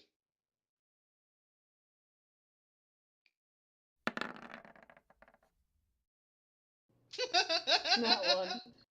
Fuck.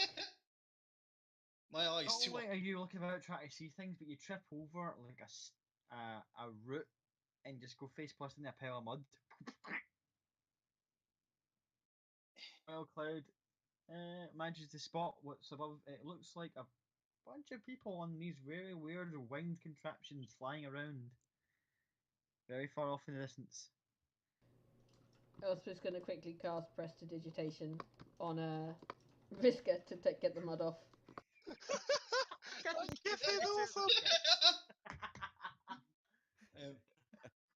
Visca gets up and just masks. Thank you. Wait, does Galen notice that Visca's only got one eye at this point? I don't know, does he? What's up, Galen? You're looking kind of confused. Do you only have one eye now? Galen's going to try to poke the eye hole. Hey! Hey, back off! Back off! Oh, I need to tell you about how I lost my eyes as well. So basically, we were in this arena fight, and then stuff went happen, and then I lost my eye, but then I can still see, but I don't have eyes. But is that how it works for you? Can you still see without eyes? I have a real eye. The other one was a glass eye, which was blessed by my goddess, which allowed me to see through it. In fact, I still have it. It's currently with the most precious thing in the world to me. Hold on. Do I have glass eyes? Galen's going to try to poke his eye. Ow. Definitely not a glass eye. Ow. Ow. Basically, just poking at the skinned over bits of your eye sockets, just squish, squish. Yes, How did you get a glass eye? How did you get a glass eye? Can you teach me how you got a glass eye? Because I want a glass eye. Because I think at the moment I can't really see anything, but with the glass eye, I think I could probably see a bit more. But I don't know whether I want a glass eye because I can see stuff normally with the bird, but I don't know whether I want a glass eye now. Yeah, I don't think it'd work. My eye is, I believe, one of a kind. By the way, out of character question about the eye. Can you still see through it when it's not in your head? Nope. Okay, that's good. When it's not in my head, it is literally just where the pupil is the symbol of Ayun. Can she see out of it when it's not in your head? Yes. Fuck. That was better be good then, I guess. It's got this. Where were you planning on sticking it? No, but it can see Oh what I'd my! see. No, icky. But no, it can see what I'd see. It's weird. At chest level. Which is a lot of Vriska occasionally staring with the one eye. May have minus 2 strength, but I can imagine after a while she'll probably roll high enough after repeatedly slapping you. Yeah, anyway, swiftly moving on. And further off in distance, you can see various people on these one contraption things flying off around in the distance near a particular range of jagged peaks. Is the outskirts of Zephyr. I'm gonna turn to the rest of the group and say, I think we're almost here. Gallon, didn't you say you've been here before? Do you know anyone? No, not really. I tried to get in the village, but they promptly turned me away. Something about causing too much trouble and trying to fly things that I shouldn't be flying. All right, maybe you hang out at the back. Yeah, I know a little of Zephyr from stuff I've read. Most I know is that the current head of Zephyr and the heir Ashari is Keelif. Oh, what's the surname? The surname escapes me. That also might be why you were turned away, Galen. The bird you carry on your shoulder is not best liked or trusted. From my knowledge of the places, she's well known to carry a raven on her shoulder. Yes, the raven's the symbol of her unfortunately past husband. Remember correctly. Did they get married? Well, I think I can't remember if the actual ceremony went ahead, but they did have that on the cards.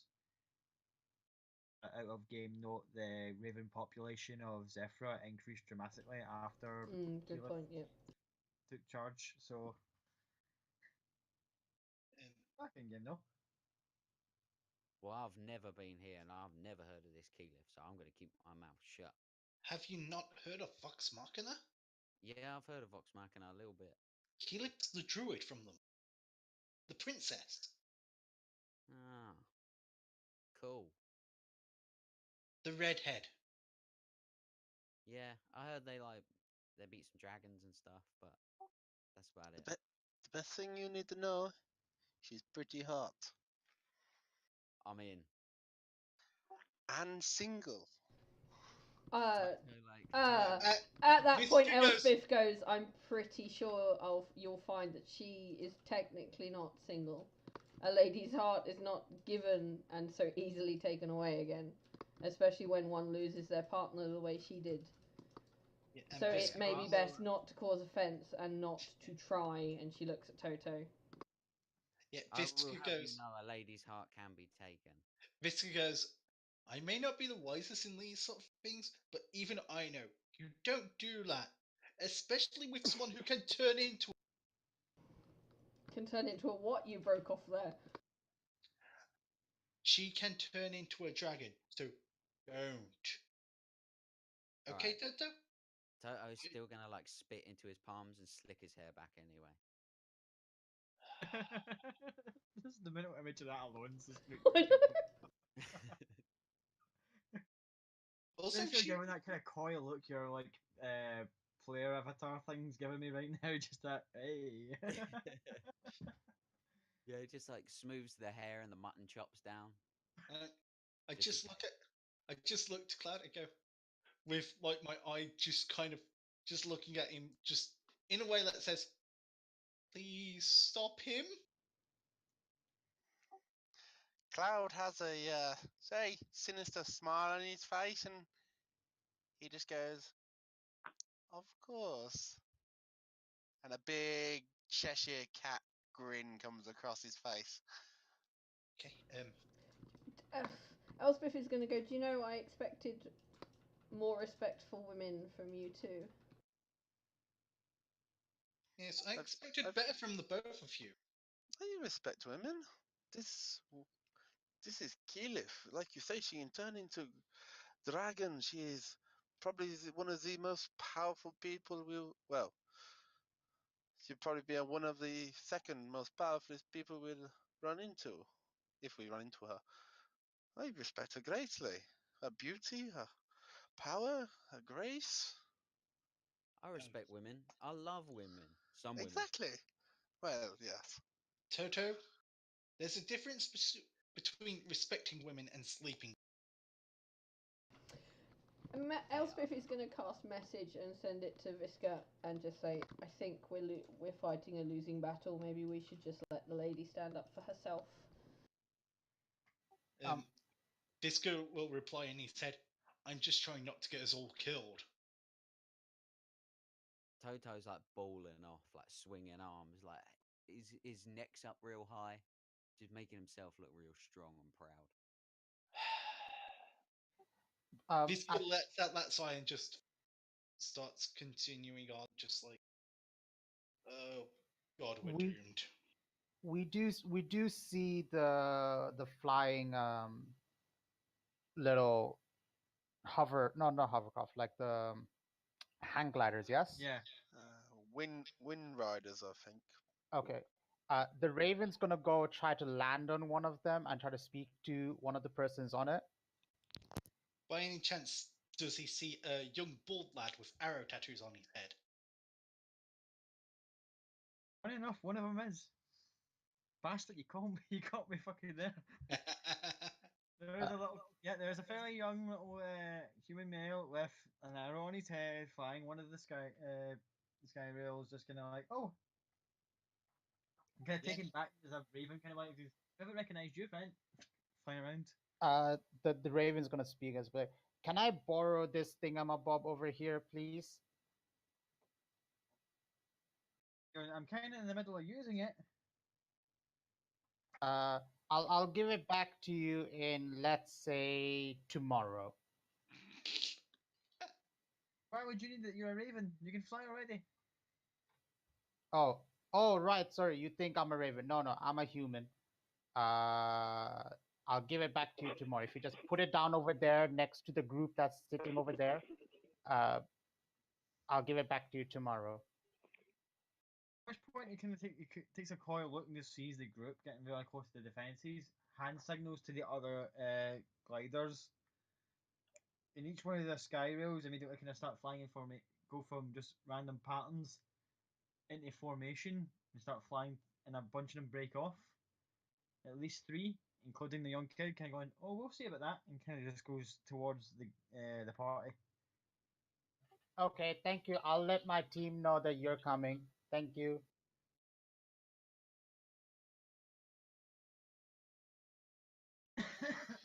By any chance, does Galen actually say that out loud? So I'm going to turn to Maka and everyone and then say, so they're coming now. They said they let us borrow their flying thingamabob so we can fly it. Bucket Good list work, Galen. checked. Why do I have a feeling? Right. I will certainly be keeping my feet firmly on the ground, so I'll carry on walking. And I'm going to stick with you. I have a feeling I'd fall if I tried that. As you're all kind of watching, next thing you know, a fog cloud appears amongst the group. And you can just feel the kind of rush of air as the sky sky sails all start swirling around you. Yeah, Visca noticing this, for Armadillo, and Dispel Magic. On the cloud? Yeah.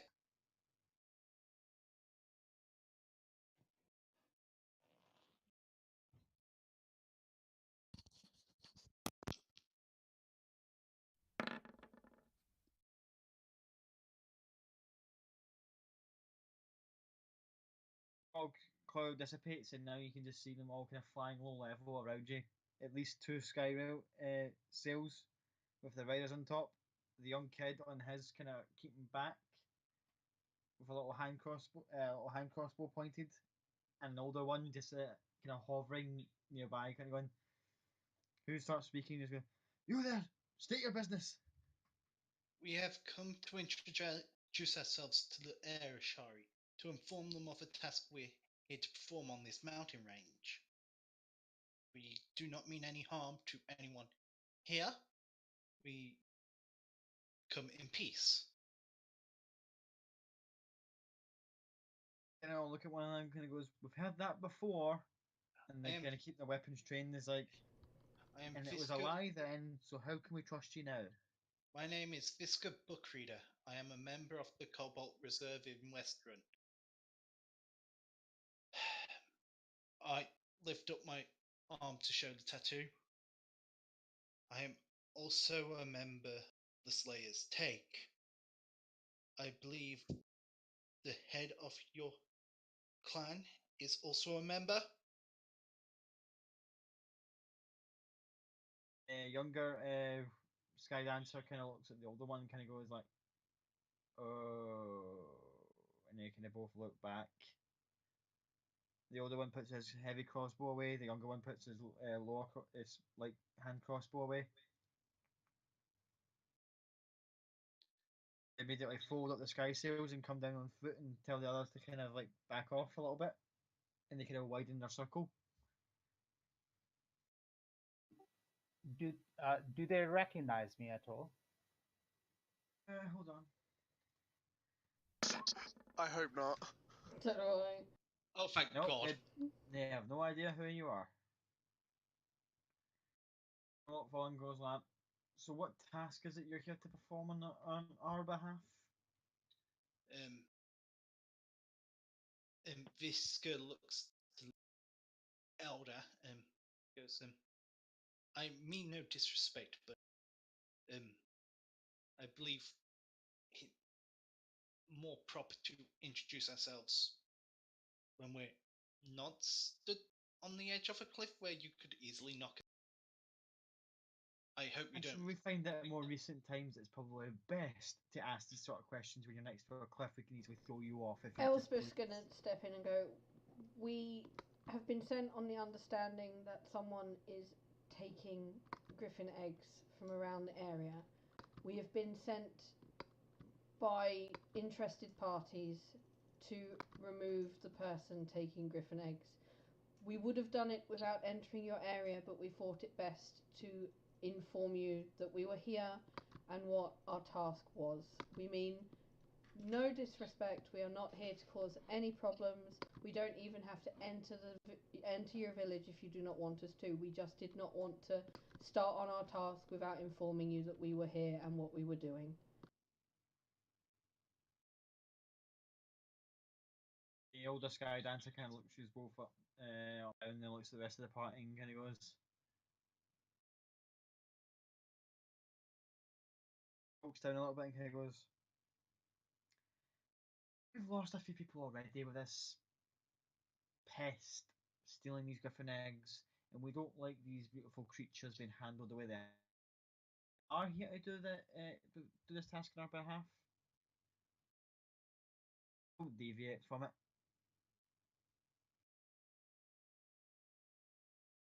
Gestures back to on the route you came from and says, "Round that way, carry on through the road. You'll eventually come across these cretins. We can't deal with it personally right now because of." And immediately kind of shuts down a little bit. Says, "Other concerns. Do this, and then you will earn the respect, at least the immediate respect of the Erashari." Can Visca insight him? What you Trying, try to figure out? trying to figure out whether he's worried about someone finding out that Visca's going to. Yeah, Visca's going to insight him to see if he's trying to keep us away from the village because of they're not, because the village isn't actually basically trying to figure out if the village is actually there and they're just trying to hide the fact that. No. Visk is trying to figure out if he's hiding that something's wrong with the village from. That's it. Does that make sense?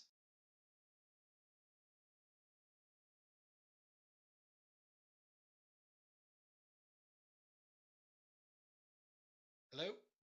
Make your insight check. Alright. I didn't hear anything, so I was just. The mic didn't pick up. Yeah. Right, that's a 25. Try to cover the fact that there is something wrong with the Ashari village in Zephyr. Something big has gone down, although details of which no idea what. I understand we are be on our way to deal with that task. If you require our assistance with anything else, still here on this mountain range, please do come get us. But after we've dealt with this task, we'll be heading to Westerun. But you've seen my face. You've seen this party. If you do need any member of it, need this group's help with anything, you should be able to use the messaging spell of some kind to contact us if need be.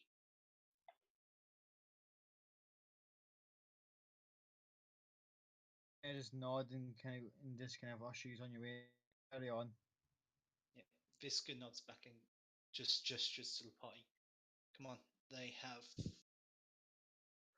something else to deal with, and we're not the right people to help with that at the moment. I'll look back at both of them. So where did we land vis-a-vis the flying thing? Visca just grabs Gallon and At which point, one of the sky dancers was ready to scalp him with the sky rail because it folds up into a staff as he was about to touch it. But it stops shy just as he approaches and goes, "No, before I forget, ever." I do apologize for my friend here, but I do apologize. I did introduce myself. I didn't get either of your names. May I have at least one of your names so that I can at least send a message to you to let ask us done? We have an answer, and this kind of turn back in. The young one was about to answer, but he kind of gets ushered off by the older sky dancer and just goes, "Get back up there." And they kind of just turn and set their sails off and join the others as they fly back off towards Zephyr. Okay. I'm gonna shout back at them. So we'll put a pin on it. We'll come back later. Just covers Gallon's mouth and long. They're off. You can just see the little kind of faint images of wings in distance. Gallon. Don't. Just give up on trying to get a hold of one of those contraptions, okay? Never give up on your dreams, Galen. Yeah, never give up on my That's dreams. right. Me and Cloud. There we go. You want to fly? You'll fly one day. Yeah. And I'll be right there next to you because that looks so much fun. Hell yeah. If you want to fly, buy an airship. Leave those alone. Stop This- sucking all the fun out of our dreams. I'm not Let's go. sucking the fun out of it. I'm just keeping you alive. Fun succubus. We killed her. You're a fun succubus. You suck all the fun out. Let's go. Let's kill these things. But you got a succubus. I didn't get anything. You got that new armor. I bought this. Cost me a Cloud lot of money. Cloud looks at Toto. I was like, I don't think we got anything, did we? Nah. You got each other. At every mention of the succubus, if anyone's paying attention, you'll notice Elspeth just stiffen every time that's mentioned. So does Toto. Oi, oi.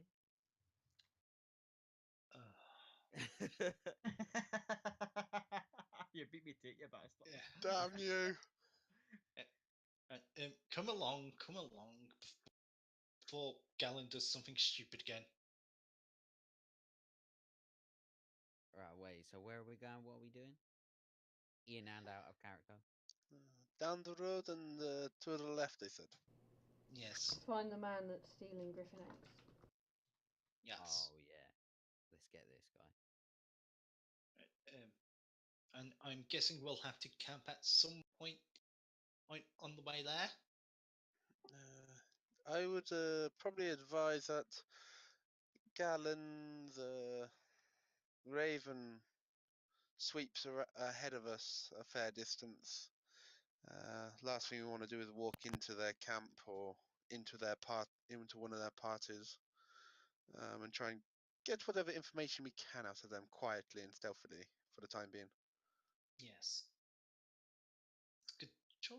It's an excellent suggestion. Because if I remember correctly, our little friend said there should be roughly 20 people with them, and at least 5 of them will be spellcasters.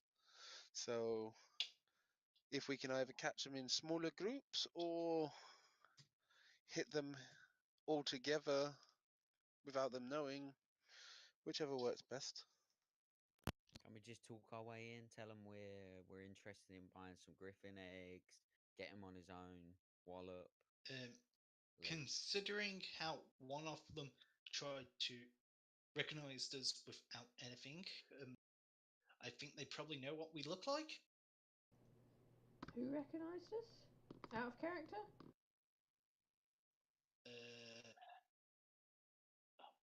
Monica. True, but we'd been asking around about Monica, and I think the spy was hers. True, but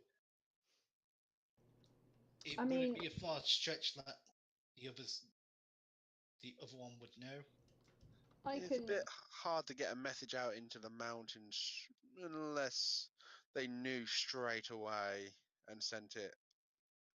We're being cocky enough not to think they can handle a situation. there is the possibility that I could make myself look different enough with my skills that I could walk in there and persuade him to walk out with me.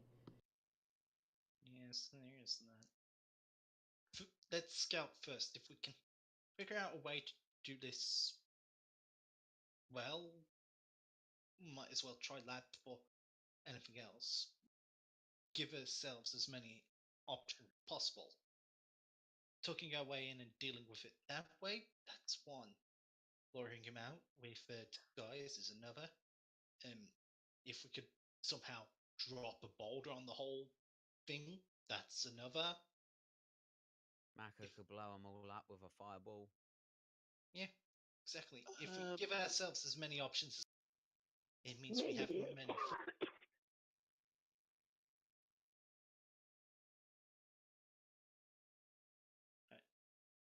As you're traveling back along the path, he's discussing all your your potential plans. You do come across the hovel again with the two giant ogres who initially act hostile, then realize who he's on. Go, oh, hi again. Hi. Oh, by any chance, do you know the people who are up the mountains further ahead? Not Which the direction are you pointing towards? Zephyr or the summit peaks? the summit peaks.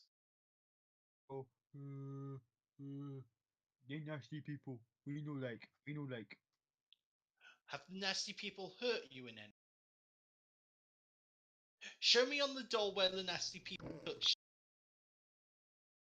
Both ogres kind of look at one and go, we used to be 3, and they hold up like 8 fingers.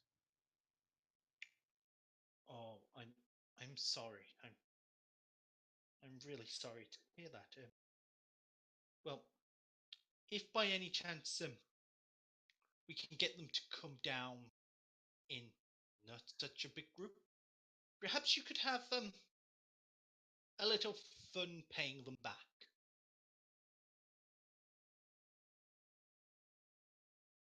Make a persuasion check just for a moment. Oh, great. Ooh! They kind of look at you, pull their clubs up, and go, "We like having fun with bad people." Excellent. We'll make sure you have some fun with bad people. And see you soon. As Risk heads off after just that little conversation with.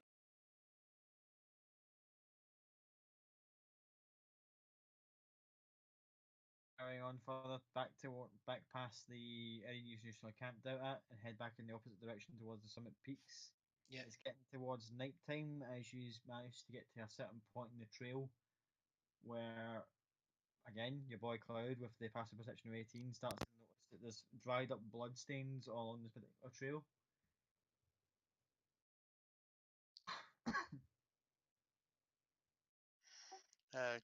Would I notice what sort? Like, was there a fight here, or was it just injured one of the injured griffins flying over? Too long to say, it's just you can just notice the blood stain. After you can't really tell much else, it's kind of faded away and covered up with natural, either washed away with rain or whatever. You just leading off. Cloud will Go direct. crouch down and have a look and gesture, saying, obviously, I assume this is a direction they probably went or traveling. Yes. And considering the time, it might be wise for us to find a spot, set up camp. I would advise probably a little bit off of this path, though.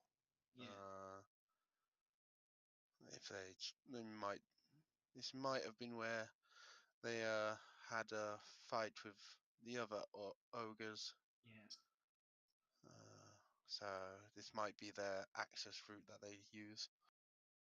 True enough. So, can we find a spot off this, far enough off this path to set up camp? Quick out of character, Maka's going to sleep, so if you want to say goodbye to her before she does. Night, night, Maka. Sleep well, Maka. Night, Mac. Good night. See you Night. next Monday. Yeah. Is there Night.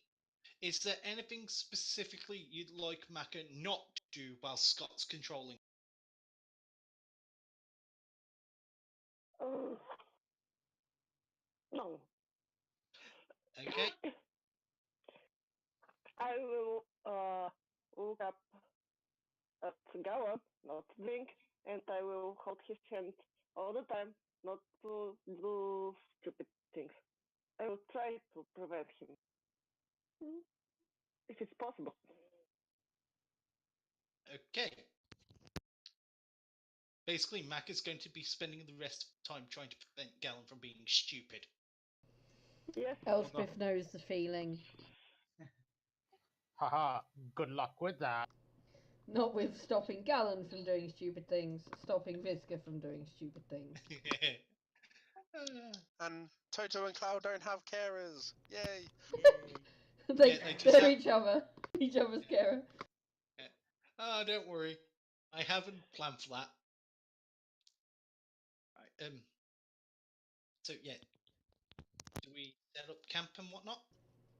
Well, I can cast my magic bubble if we find a place. Okay. Toto, I think you're the best one to find us a place again. Ranger? Yeah, I want to search for somewhere out of the way, somewhere a little bit hidden. Just safe from anyone. Nature check. Oh shit! How do I have a -2? Wait, what? What? I'm not Nature's proficient. it. How are you that stupid? Can Well, as a the ranger, you get plus Outright? 2 or something, don't you? In my natural explorer, which is grassland, not mountains. Are you using the revised or the old Ranger? The old ranger. Ah, right, never mind. Can I give him advantage if I use my Raven to help him scout?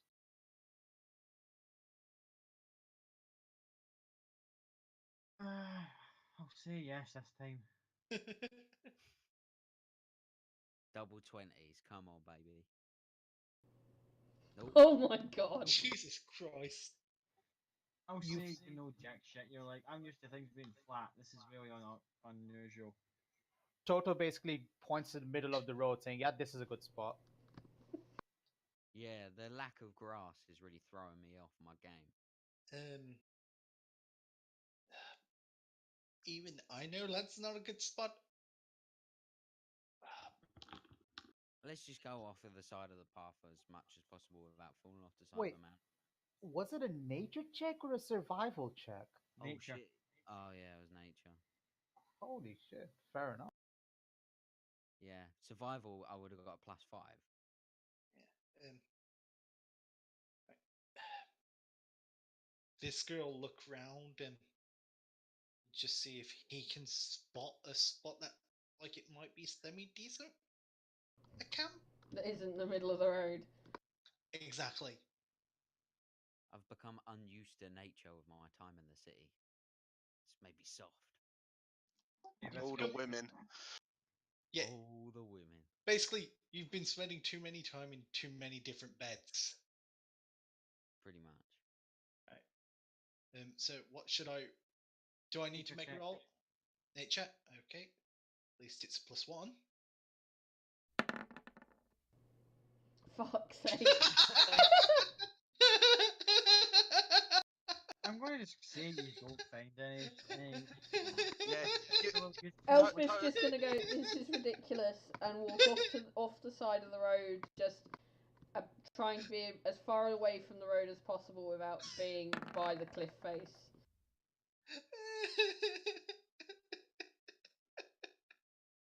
Yeah. I'm gonna cast alarm a little ways down down the kind of road. Elspeth is going to say, "Before you do that, you need to remain within 10 feet of me while I cast this, or else you will not be getting into the magic bubble." Alright, I'll wait for the bubble to be cast, then I'll cast alarm. So it's Wait, a I'll lot cast quicker. alarm first. How long does the bubble take? A minute. So does alarm. But once I've got the bubble up, you can go in and out of it as you like. But you can't leave it put while the I'm bubble up. casting it. Yeah, put the bubble up. So it's a lot quicker tonight. She pulls out her lute and starts playing it, but the bubble is pretty much in a minute is up there. Okay, yeah, and as soon as that's done, I'll put an alarm a little ways down in case anybody's coming up near us.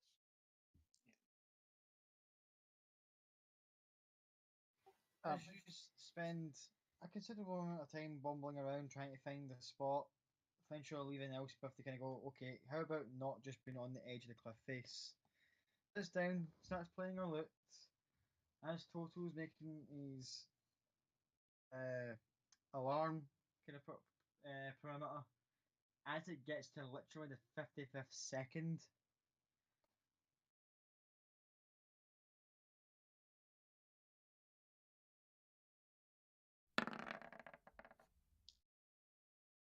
Elspeth just feels an arrow just fly past her. She's not. She's ignoring it. She's not breaking the concentration. She's gonna complete this spell. Visca's just going to stand right behind him, behind protecting Elspeth with his body from the direction the arrow came. Good, Just- because there's one coming from you and all. That one hits. Yep. Does it? Yeah, my armor is only 13.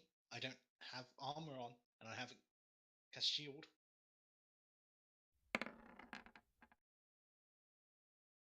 £15 piercing damage as a heavy crossbow bolt just hits you straight in the shoulder. A quick out of character comment. Maka's last comment was Maka will hold Galen's hand the whole time. Because Galen only has one hand, and that would basically render him ineffective. In this last minute, Maka was just tying a rope around Galen so Galen can't go too far away from her, thus giving Galen some mobility. And She's guess where the next two bolts are coming? Alan. Hey, Oh, has this yep, technically yep. been the last 6 seconds? Is my magic bubble up now? After these next two shots, which I watched the dice roll on that.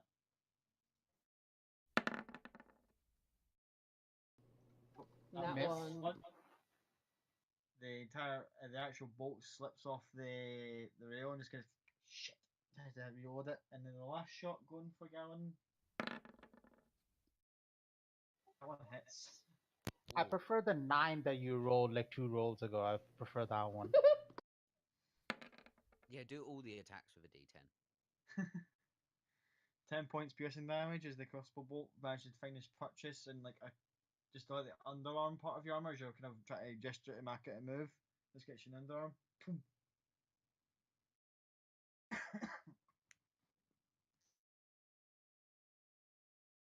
I'll say within that that initial shower of bolts, that's when your hut appears.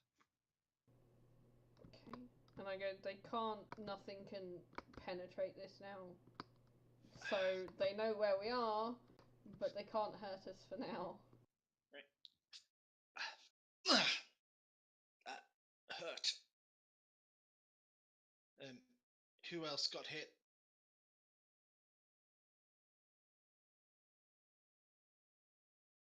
Galen, you okay? I think he's dead. Yo, Azuzu, you there? Yeah. Sorry, I'm not used to push to talk. Sorry. Galen's gonna say I'm a little hurt, but I think we need to find a way to draw them out before they kill us. Can anyone see? We can see out, by the way, but they can't see in. So it's clear for us with a slight tinge of rainbow colours. But for them, it's opaque. They can't see inside here. Yeah, they're probably going to close in and encircle us mostly. Cloud just turns around and says, "Can we fire out?" Oh god. Let me link the spell.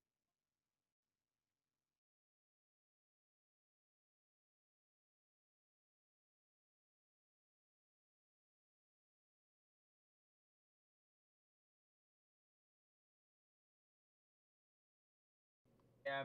Creatures and objects within the dome when you cast a spell can move through it freely, so I would assume our arrows and swords and things can move through it freely, but spells can't, and they can't cast anything into us. Yeah, without taking the piss, yeah, that would probably be the case. Yeah. Right. I'm going to use the prayer of healing to heal me and Galen, anyone else up, so that we get 13 hit points back. Visca, just have a look because prayer of healings. I think that's I think it's a 10 minute cast. Yeah, that's why I'm doing it whilst we're still in the bubble. We're not in the bubble yet. Yes, we are. Yes, we are. Or did we get in the Yeah, bubble? Yes. I've finished the cast. The bubble's up, so they can't hit us. But they know where we are. They can see it. Yeah, and that's why Visca's gone. Hold still whilst they encircle us, which will give us better advantage on dealing with when we're protected in here. I'll heal us up. I mean that.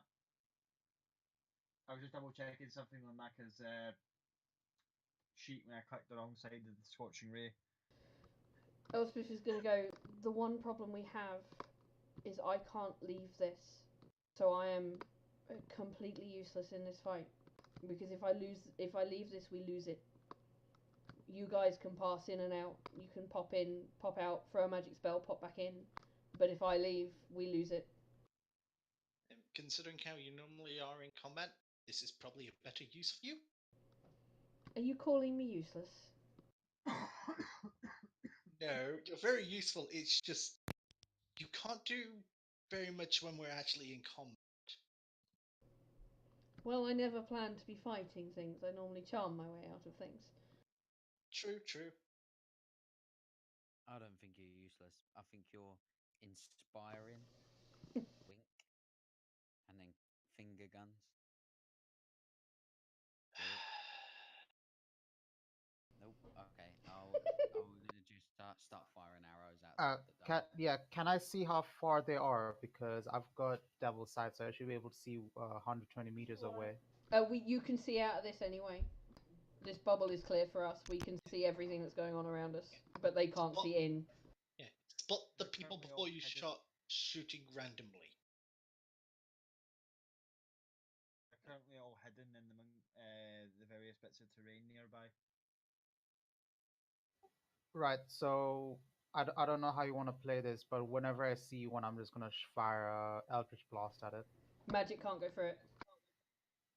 Oh, magic can't go out? No, Magic can't go out, only physical projectiles.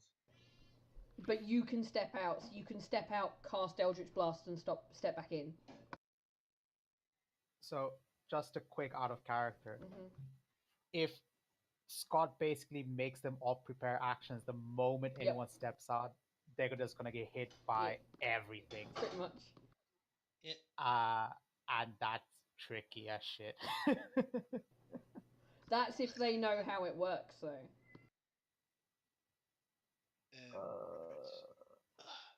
Okay, Galen's gonna step out Eldritch Boss, like one or two of them, and then just gonna step back in. Before you step out. Oh yeah. Jesus. I don't know what that's for, but yeah. oh no.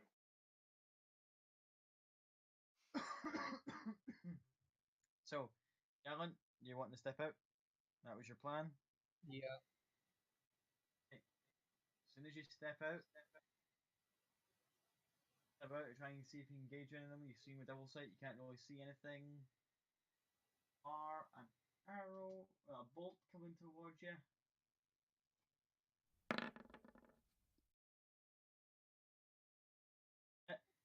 So the nat 20 was a hit, or what was that? You don't know what the nat 20's for, but the 17's what the hit's for. Okay, yeah, that's fine.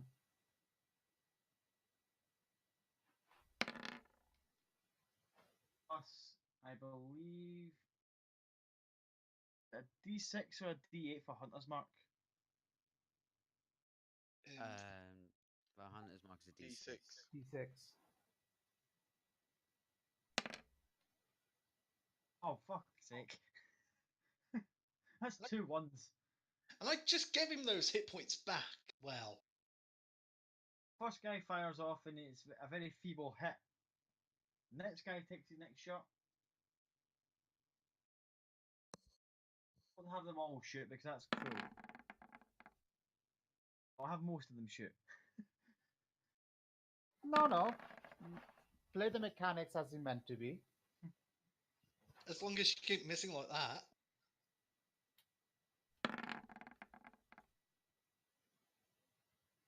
I'll take the 15, please. Or the 9.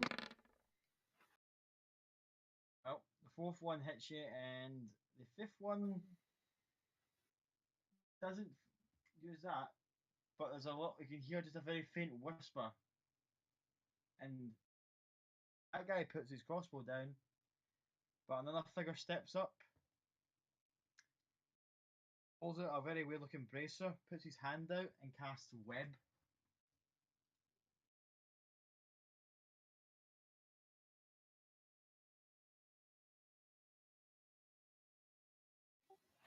Yeah. Dexterity saving throw, please. All right, this is a 1, guys. That's a no.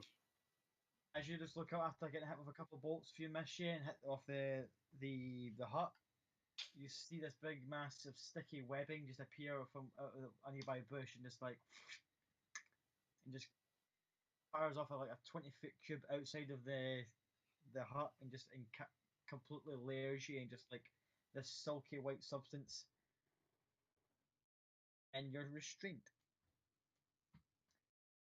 If I see any of them, can I Hunter's Mark one of them?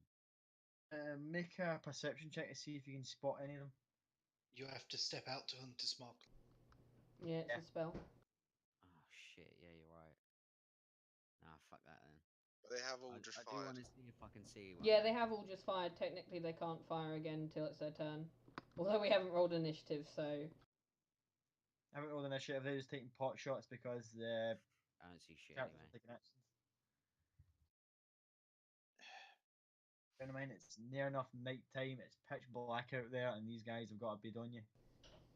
I think most of us have dark vision. So, and technically, they don't have a bead on us while we're in the hut because they can't fucking see us. They can see the hut though. They can see the hut, but they don't know where we're in this 10-foot sphere. Yeah, I Yeah. don't have dark vision either. Why is Galen not stepping back in? Actually, it's a 20-foot sphere. 20-foot sphere. There we go. It's quite a big bubble. Right. Guys, let's pull old Galen back in using the rope that Macrad tied to him. That's bloody handy. Yeah, Yeah. that was quite handy. Make a strength check to see if you can pull in. Who I've a actually 6. has any physical strength? I've got 13. Yeah, I've got a 13. You and Toto. Right, Meanwhile, Elspeth's I'm good. gonna I'm turn going to Cloud and cast invisibility on him. Yeah, I'm going to use my channel divinity to give me proficiency with strength checks for this. Okay. Go ahead and make the strength check. Oh, fucking hell! Oh, wait, that's save. Yes, Mac, step aside. You get a hold of the rope and you pull, and you almost feel like a muscle almost pulled. You're like, no, this isn't working. He rolled the wrong thing, I think. He rolled a save rather than a check.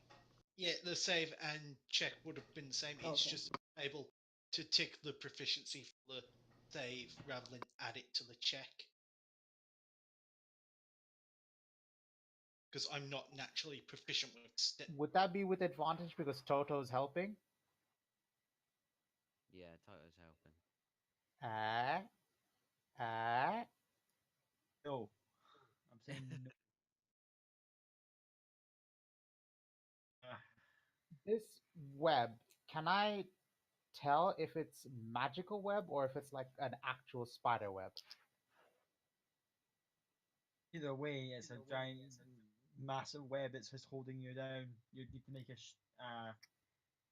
strength save to try and get out of it. Okay, I'm gonna make a strength save to try to get out of it.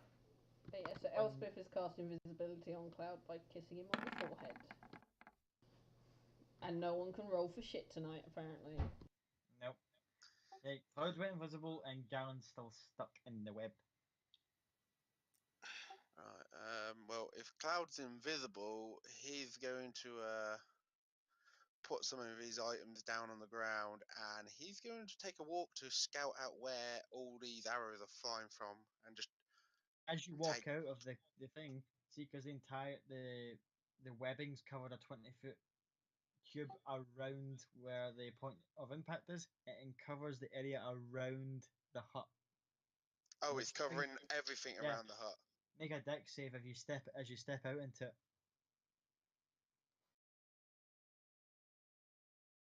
Just managed to, by sheer luck and a bit of skill, managed to make it past the webbing and not get caught in it. That's not, And he just wants to quietly, whilst invisible, just move around and literally just scout out exactly how many there are and where roughly they are, and what they've got on them. perception check. Can Galen, as a reaction, shout out with his hand up, say, "Wait, we have alcohol. We wish to parlay." No answer. 14 perception, you get a bead on the one who cast web. Hooded, green cloaked, half elf, with the weird looking web bracer, and he's got a staff behind him. That's the only one you've spotted. The rest of them are all still hidden.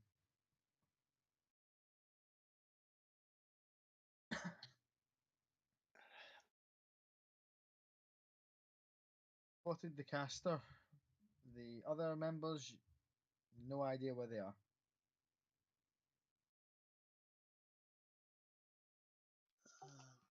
Well then.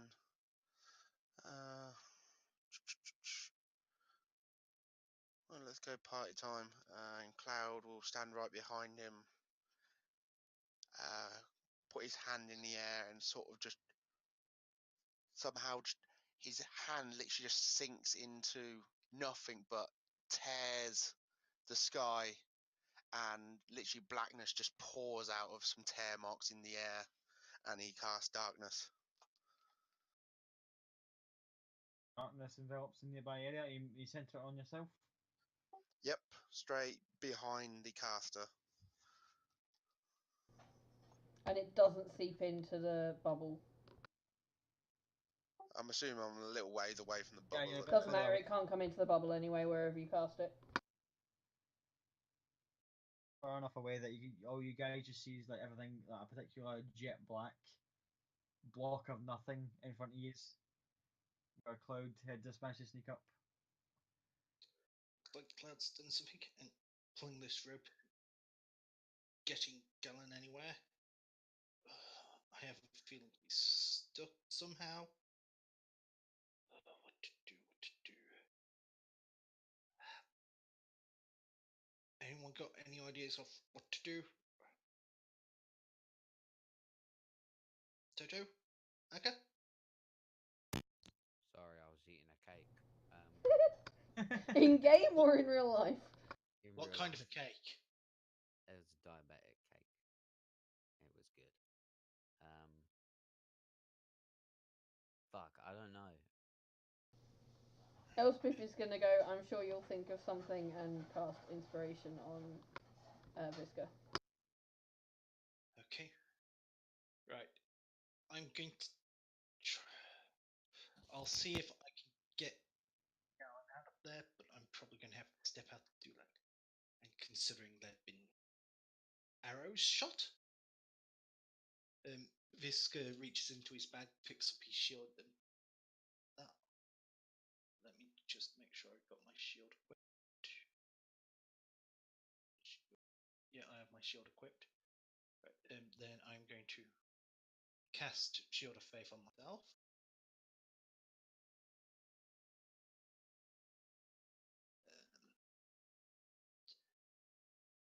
Concentration. Yeah. Then I'll also cast Sanctuary on myself. Because I'm making damn sure they're going to have trouble hitting me. Then I'm going to step out. Are both of them concentration spells? Nope, just Shield of Faith. Dexterity saving throw, please. Okay. You have inspiration if you need it. I don't know if it'll help. Or D8. I don't think it will. Because I'm betting the DC's higher than 11. Indeed it is. Yeah, so I'll save that. But yeah, I step out next to Galen and just. As you step out and squish, squish, and you see the webs just appear off of your leg, just kind of stretch up the way, just like. Oh. So this is why it was hard to pull you out. Huh. I'm guessing. Did you do that? Just gesturing to darkness? Actually, can you even see me?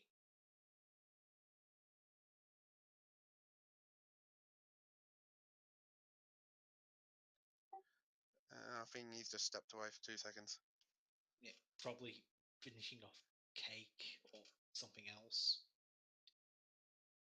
Okay. As you've now exposed yourself, I'm going to have the next wave of crossbow bolts come in. Cloud, Hey, if you want to make a perception check to see if you can spot any of them as they pop up. Yeah, and they all need to make wisdom saving. 18, you get a bead, and all 5 of the hunters that all step out and get ready to move. They're all kind of just darted about within like a 5-10 feet gap of each other around the So there's 5 in total, including the caster. 6 in total with the caster. There's 5 hunters 6, right. plus the.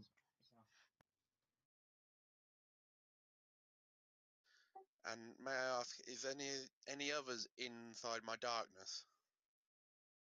3 of them are.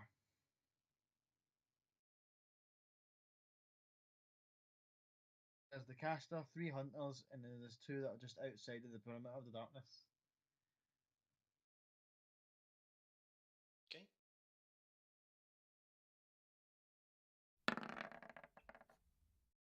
Right, he fails his wisdom saving throw.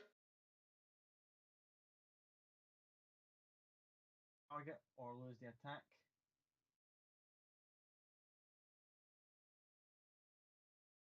So crossbow goes down. Next one. He passes. Or does the attack automatically succeed? It succeeds when he. No, he still has to roll the attack. But it means he doesn't have to choose a different target. Shit! Still hit. Because my arm is 15. 5 points, that's not bad. 2.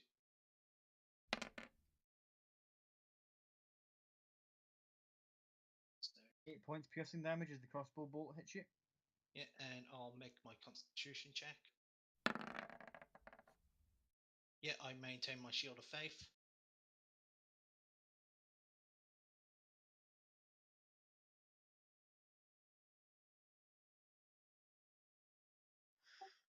Can I attack the caster now? If you want to sneak attack the caster, go ahead. He's at advantage because he can't see me. Yeah, you sneak attack him, it's fine.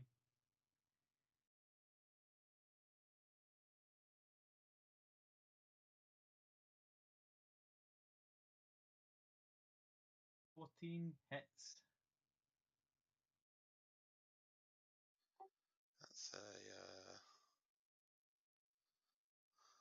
That's a 14 to hit with a max sneak attack, so 20 to hit. As Cloud just summons it, brings it down, and slashes straight into his back. And with the new blade staff at speed, he will use his bonus action to make another attack. How much damage in the first hit? Was that 20. 20? Instinct 20? health. That's it. Yeah, first you pull this bladed spear out, one strike, and the caster just immediately just flops to the floor dead. Instantly just swings it around and just decapitates him in one shot. Does that mean web drops? Is it a conk spell? Counts up for 1 hour, so as soon as it got down, see.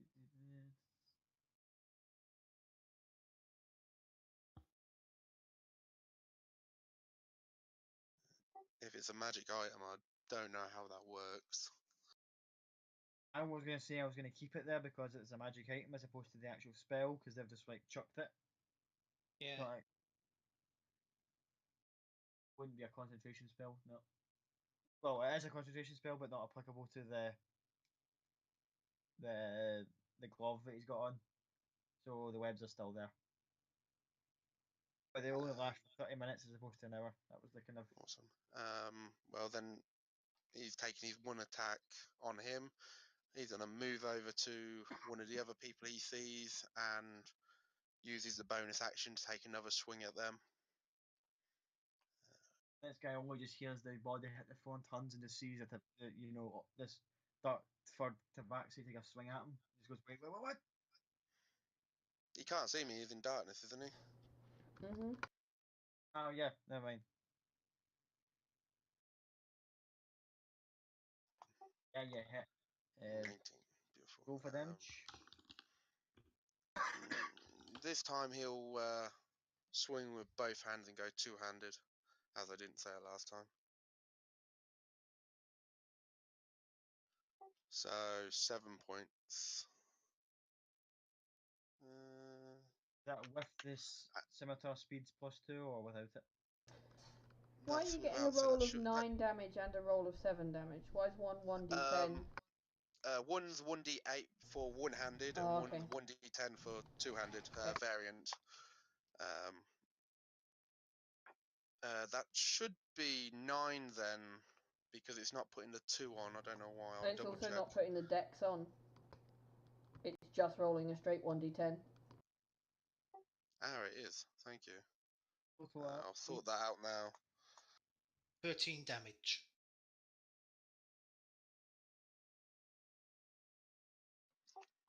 So that's, yeah, 13 damage all in all. damage. Take a very blood emotion, carve the guy up, and he's immediately just kind of like coughing up blood through his. You can just see like he's through the kind of face mask he's got. You can just see like patches of red forming upon it as he's coughing up blood. Sorry, I just. Can I see people around me at all? Make a perception check.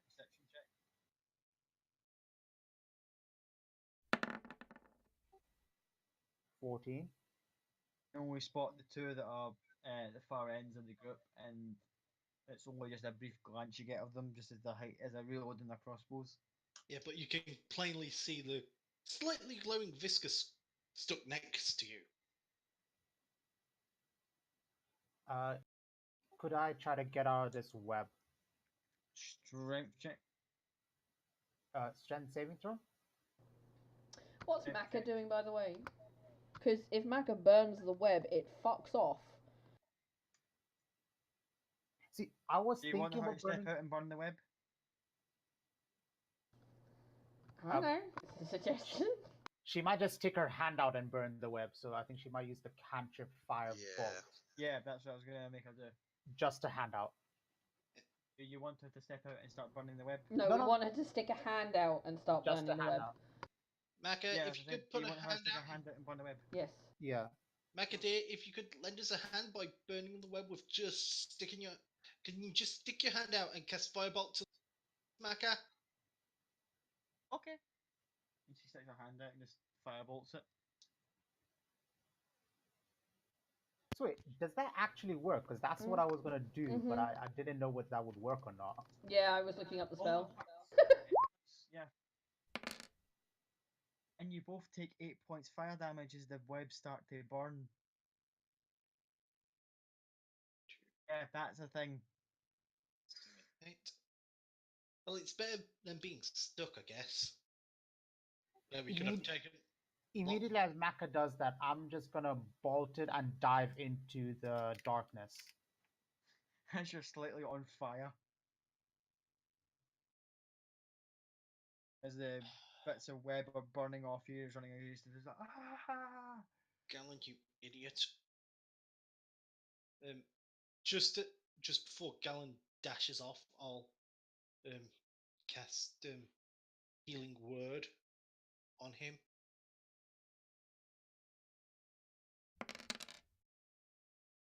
So you heal 7 points of damage.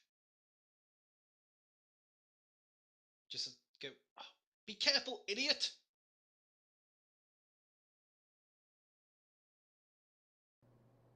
Elspeth is going to go, this is probably the last useful thing I can do, unless I step out of here, and she's going to cast, because it's dropped, because when Cloud attacked, invisibility dropped, she's going to cast invisibility on Toto, and then slap his ass to give him inspiration. Oh, he appreciates it. Yeah, just pass the spanking on. It's a spank train. So now Toto's invisible. Okay, Toto's invisible. Everyone who's in the middle of the... Wait, so you've stepped out of where the hut was? Me, no, I've stayed in. Me and Toto were still inside. Yeah. Alright, okay. And Mac is still inside. She only stuck a hand out to burn the web away. But now Toto can get out and see where everyone. Well, he can already see where everyone is because the bubble's clear. But he can get out and get positioned without being spotted. Yeah, that's what I want to do. I want to get out and just run to a spot, get a bit of cover, hunter's mark the first person I see, and just start firing away. How you exit this will be kind of very telling because there's only a 5 foot square that is not covered in web right now. I want to jump to it. Okay. Just wanted to make that clear because again I don't have a good reference, but there is only like a small part of the area that should be covered in web that was burned away. It doesn't take it all away when it gets burned. It's only 5 foot squares at a time. Yeah, I want to hop to that and then try and just hop out of the bubble into anywhere that's clear, and then just want to get out of it and just try and find some cover before I start firing. As you get to cover, I would say probably now is best time to roll initiative. Okay. Proper combat's about to start now. Elspeth is gonna do like fuck all in combat. Do I still need to roll initiative? Because it's literally gonna be pass my turn, pass my turn, pass my turn.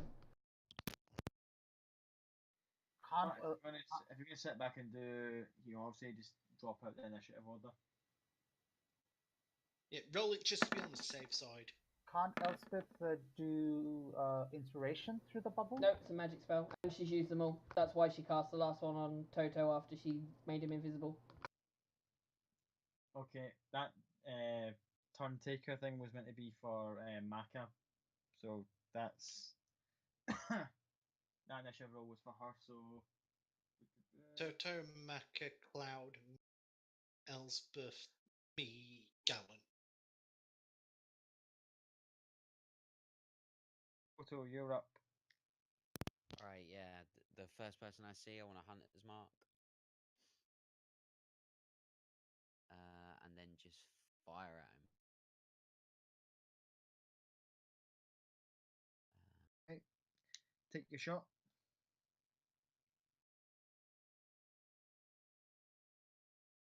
16. 16 hits. 6 piercing damage and hunter's mark 1 for hunter's mark. Oh no, that 1 for, so 7 damage. And then I want to do it again. Do you get Colossus there because he's If he's damaged, yeah.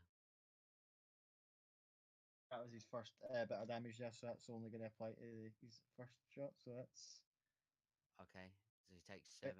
I'm gonna hit him again. okay. Second arrow. 14. Just a quick 14 thing. misses. Just a quick thing. Your first arrow, you would have been invisible, so would that be not be with advantage? No, he would have came out of invisibility due to Yeah, Yeah. when he cast Hunter's Mark, that would have dropped the invisibility. That's both my attacks and my bonus action. So yeah, I'm staying in cover, like whatever cover there is. I'm hanging in it. And that's it.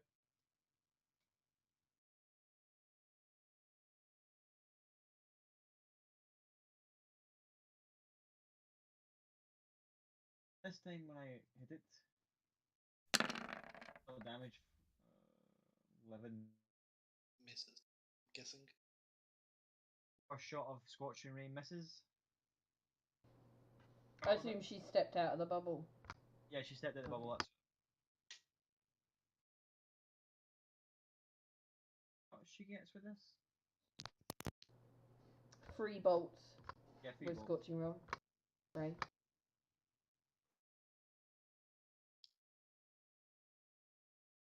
The second one up. 14 doesn't hit any of the boys. Nat 20 on the last one. And third one gets in that 20. And that 18 points fire damage. No, it would be 2 and 12, so 14. 14 points, then doubled up 28. No, that was doubled up. Right, cool. Just I want to double check because it doesn't make that clear. It just gives you a number. So 14 points, and she'll hit the guy on the opposing side to where Total was shooting. So that's hunter number 4.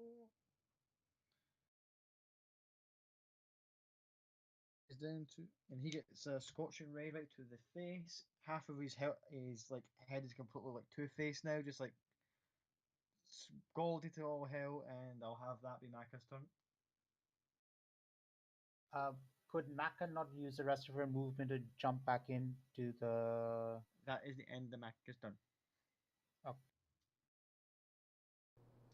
Apparently, she doesn't get a full movement anymore.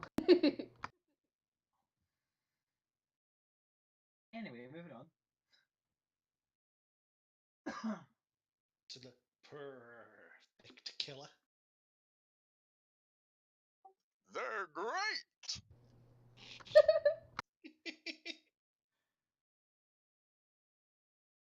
Sorry, had to be done. I believe Cloud is next. So the bloke in front of me still just alive. Just alive, yeah. Meet you then. He's gonna attack again with his blade stuff, but he's gonna choose to change it around and crack him with the opposite end to just knock him out. Okay, so you're going for a non-lethal strike. Two-handed, but I assume it doesn't really matter. Yeah, it doesn't really matter as long as you land a hit. Yeah, 7 points of damage just to knock him out. And then move up to the next one and take a attack on him. First one you hit is knocked unconscious. And I move to the next one, still in the darkness, so I still get advantage, and I can put sneak attack on top of this one.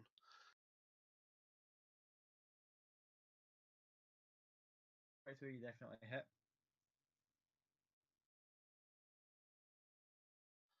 $17. Okay, the first guy move over with like obviously the feeling grace, and then just like whack take the next guy. He almost decks it, and he just starts like recoiling back. Badly done, but still standing.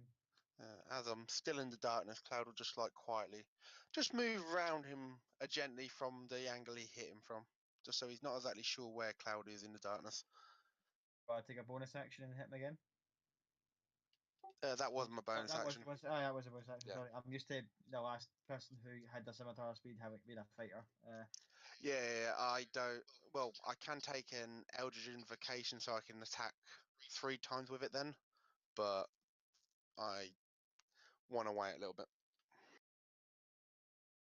Okay. And that's the end of my turn. Okay. Who's next?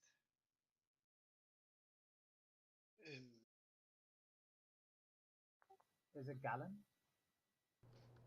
No, I Elspeth. think it's Visca. Oh, it's Oh, Elspeth. actually- No, it is. It's Elspeth. So she's stuck in the bubble.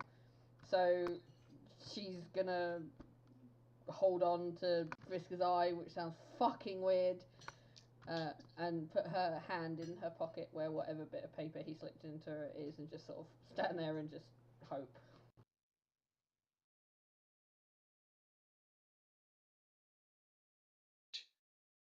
His turn next.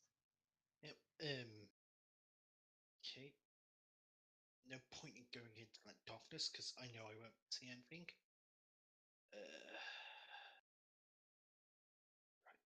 Right. Oh, come on, it's a party in here. Yeah, unlike you two, I don't have devils. So what I am going to do is just check something.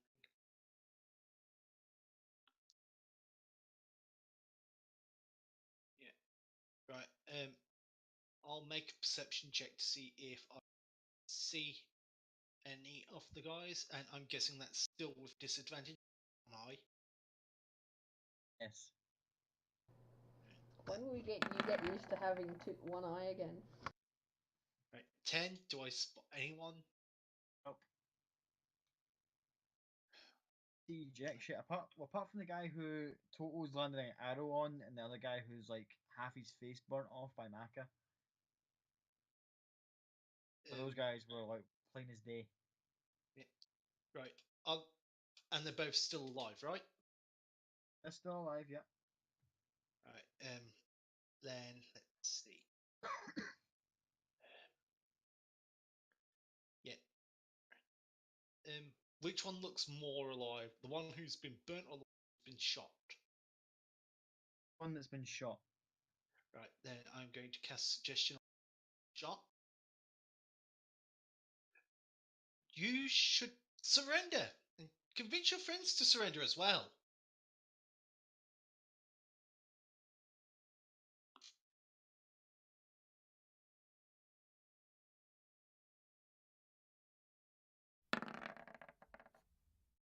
He fails. Fails. Looks around. Chucks his bow to the side. And just kneels down. Thank you. And as Fisk goes, your friend has made a wise choice.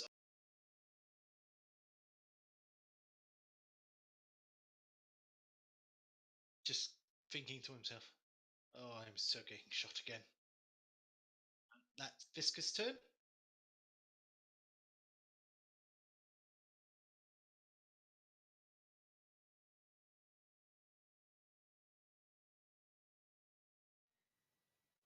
Scott, you there?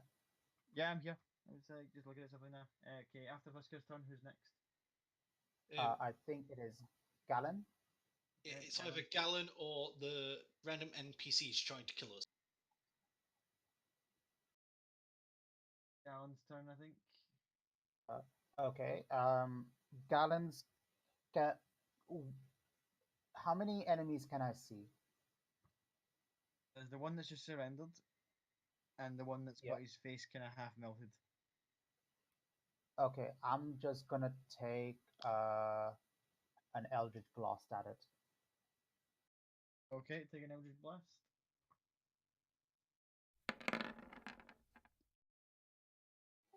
13.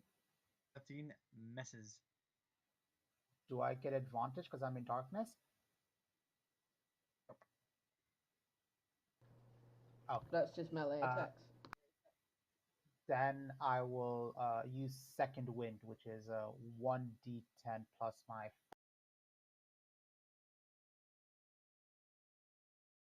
Okay. Use second wind, get you some health points back. 3 health points. Fantastic.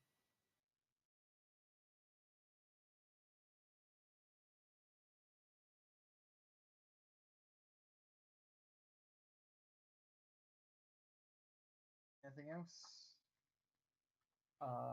No, I'm just gonna chill in this darkness.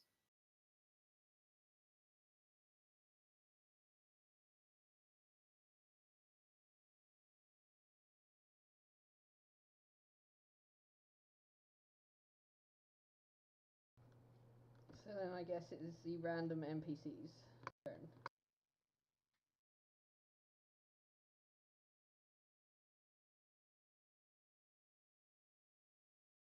Try to find one of their abilities. Barking it.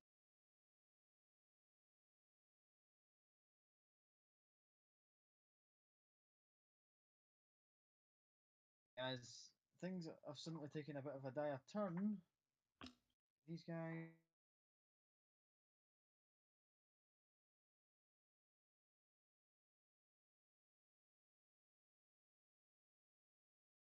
You've cut out Scott.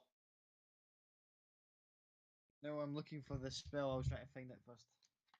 Ah, A minute ago, I can't seem to find it again. What's it called? I can search Lightning arrow.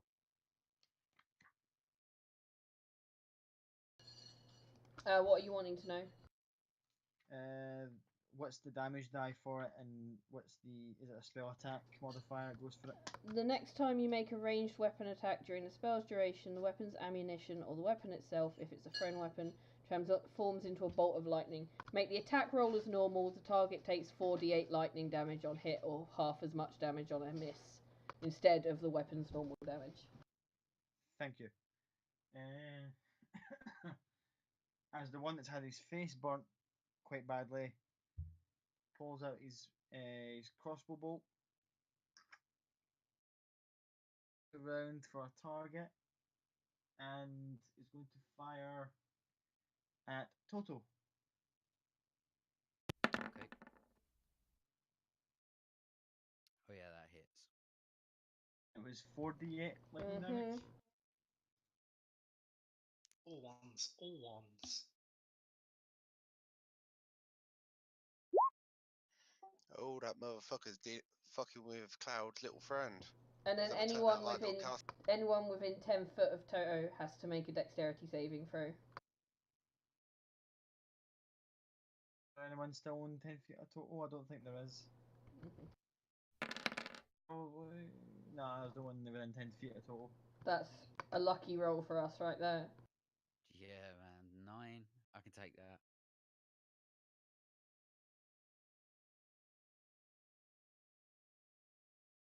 Did I have to make a saving throw? No. Cool. Extra 4 for Hunter's Mark as well. Okay. One that Cloud has taken a very bad hit at is going to pull a dagger and going to take a stab at him.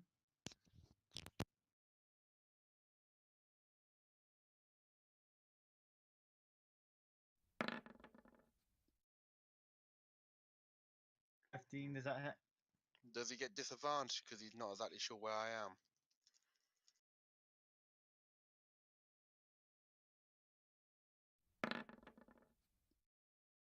Does a Bastard. 15 hit? Yeah, 15 does hit.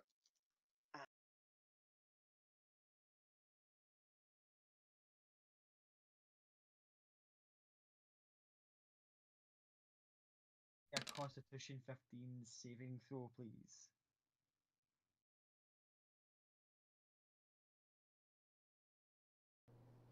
Are you making a concentration check? Yeah.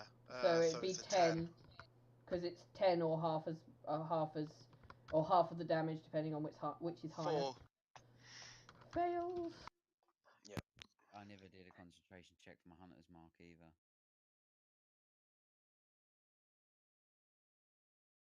Damn you bastard, only 2 points poison. Oh, it's What? a poison one. You're now poisoned is a condition now since you failed to save. Yeah. So do another Constitution saving throw. For your to see if you concentration check. maintain. Yeah. Yeah, you In maintain. concentration, but you're poisoned. Right, that's fair enough. So 7 points of damage. Alright. And Did you want me to make believe... mine for the Hunter's Mark? Yeah, make one for the Hunter's Mark. Has to be a 10 again. Rip Hunter's Mark. Oh, lose Hunter's That Mark. ends top of the initiative order again. I'm going to recast Hunter's Mark on the same guy. My bonus action. And then I'm going to... The guy that I had to go out last time, I'm going to go at him again. You mean He the guy who surrendered. surrendered? Oh, did he surrender? Mm-hmm. Yep. Alright. Oh no, technically he didn't surrender, did he? Yeah, he threw his crossbow away and nailed in. Is that not the same guy that was just shooting at him? Am I No, confused? different Whoever guy. shot me with the lightning thing's getting Hunter's Marks then. Yeah, the one that's had half his face scorched off by Maka is the one that shot him with the lightning arrow. Yeah, well, I'm Hunter's Marking him and I'm going to shoot the fuck out of him. So I'm going to shoot him. 27. That hits, yeah. Just about hits. Almost missed. 11 piercing. And Hunter's Mark 1, so 12. and Colossus Slayer. That auto hits anyway. Don't know why it does it as an attack, so 6. So If you go in a little cog on your Colossus Slay and just turn off attack rolls and just leave the damage die. yeah, cheers. Yeah, so Right between the eyes, and he drops dead.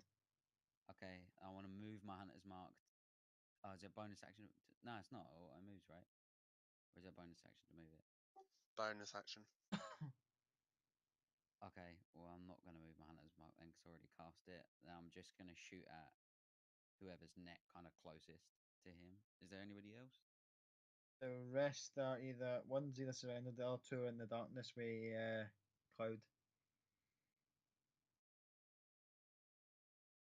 All right, I'll just stay put then.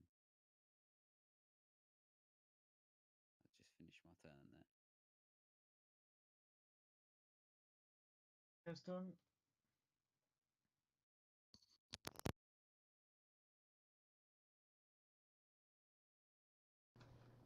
Whose turn, sorry? Aka's Oh, okay. Yeah. turn, and it's going to Flame Bolt.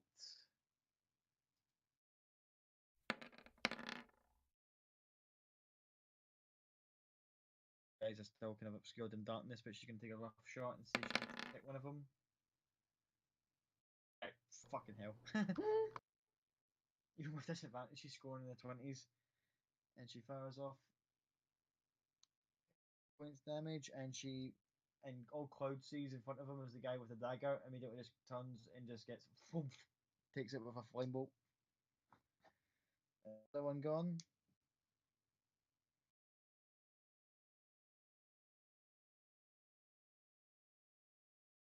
I'm gonna back up into the hut.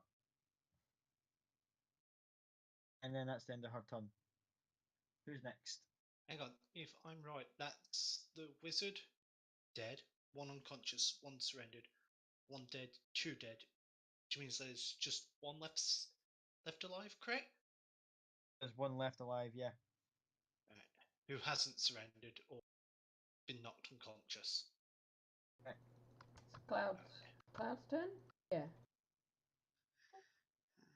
Cloud sort of looks and goes, "What is it with people bursting into flames in front of me?" Stop going At this into point, you're going to have a phobia of fire at any point. Uh, um, he sort of holds his side a little bit and then trains his eyes on the last person standing, moves up and takes his 2 attacks on them. As I'm poisoned, I assume that makes it disadvantage. Yeah. So with me being in darkness, it will just balance it out to normal. Balancing it to normal, yeah. Which means I don't get sneak attack, or do I? Technically, he still can't see you. So I still get sneak attack. I'll say yeah, just to speed this up.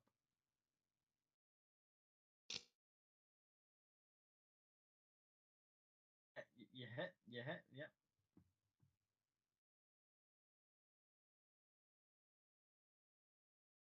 Full damage if you wouldn't mind.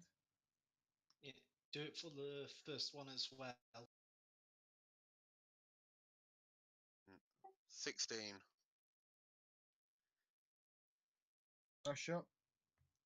Practically impale him, but he's still kind of struggling at the end of the blade. As you pull it back out, he's just standing there looking at you as if like, okay, maybe we bit off more than we could chew. Unfortunately, he can't see Cloud's face, sort of just a sinister grin, sort of covered in a bit of blood from when he decapitated the caster, just staring down on him, sort of looming over him at the minute. And that's the end of his turn. Okay, who's next? I believe it's Elspeth next. The useless elf. Right, she's just pacing back and forth because she can't see in the fucking darkness to see what's going on. So that's what she's doing. She's just pacing back and forth and holding on to her new necklace. Then it's Biska. I'll step back into the hut and take out some rope take out the rope from my bag and just go.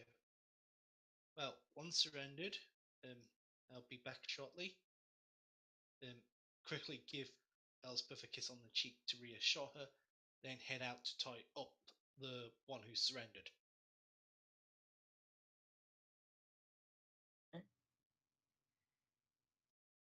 Not the one that's surrendered. He's just the case of not exactly pleased with the situation, but he's just like, okay, he's still under the effects of suggestion, so Yeah.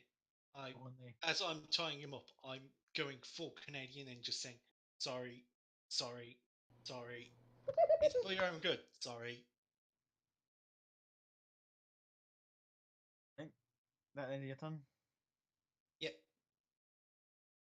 Next.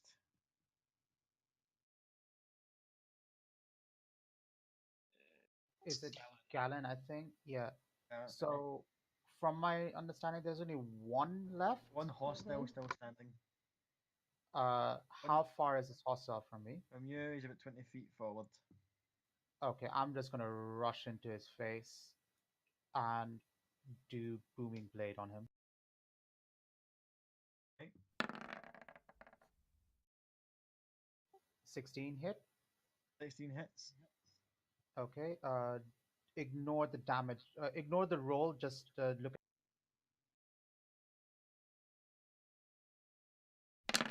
So that's 11 damage. Would you want to do this? I'm just going to rush out of the darkness, looking as scary as anything, and just kind of slash him across his chest. He's still partially obscured in the darkness, but you managed to rush up and just like. Whoosh. And there's a brief pause when you think, "Ah, sure, I got him," and then he just kind of goes and bisects in half. Yeah, and Samurai movie style, just like. can he bisect in half as I sheath my blade? Okay, why not? He just goes.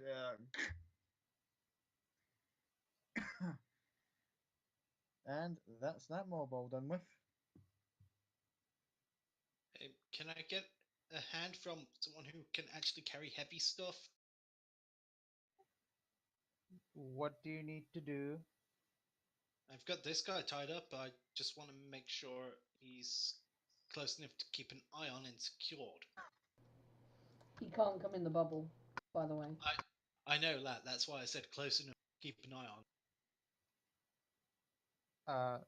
Okay. I can sit on him. Or we Okay. can just tie him to a tree. We like doing that with people. That's the thing we now do, is tie people to Yeah. trees. Cloud sort of slowly drags the one he knocked unconscious out of the darkness and says, "There's another one for you." Yes, by any chance, could you drop the darkness now? Yes, of course. And he just sort of clicks his fingers and it sort of whirlpools into one tiny little point, and then you just see a pop and it vanishes. That's so awesome. Very flavor text. Yeah, Diska will go over to the caster and examine him and see what's on him. Huh. This one's different from the others, and well, not just because of the lack of the head, but his clothing's also different.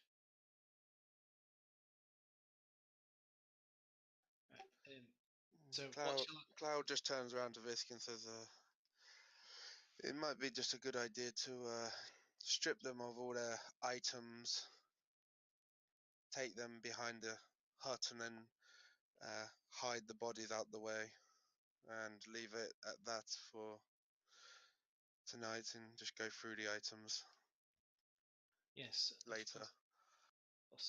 Visca will strip the caster.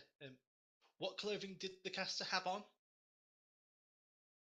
Long dark green robes with a hood and simple kind of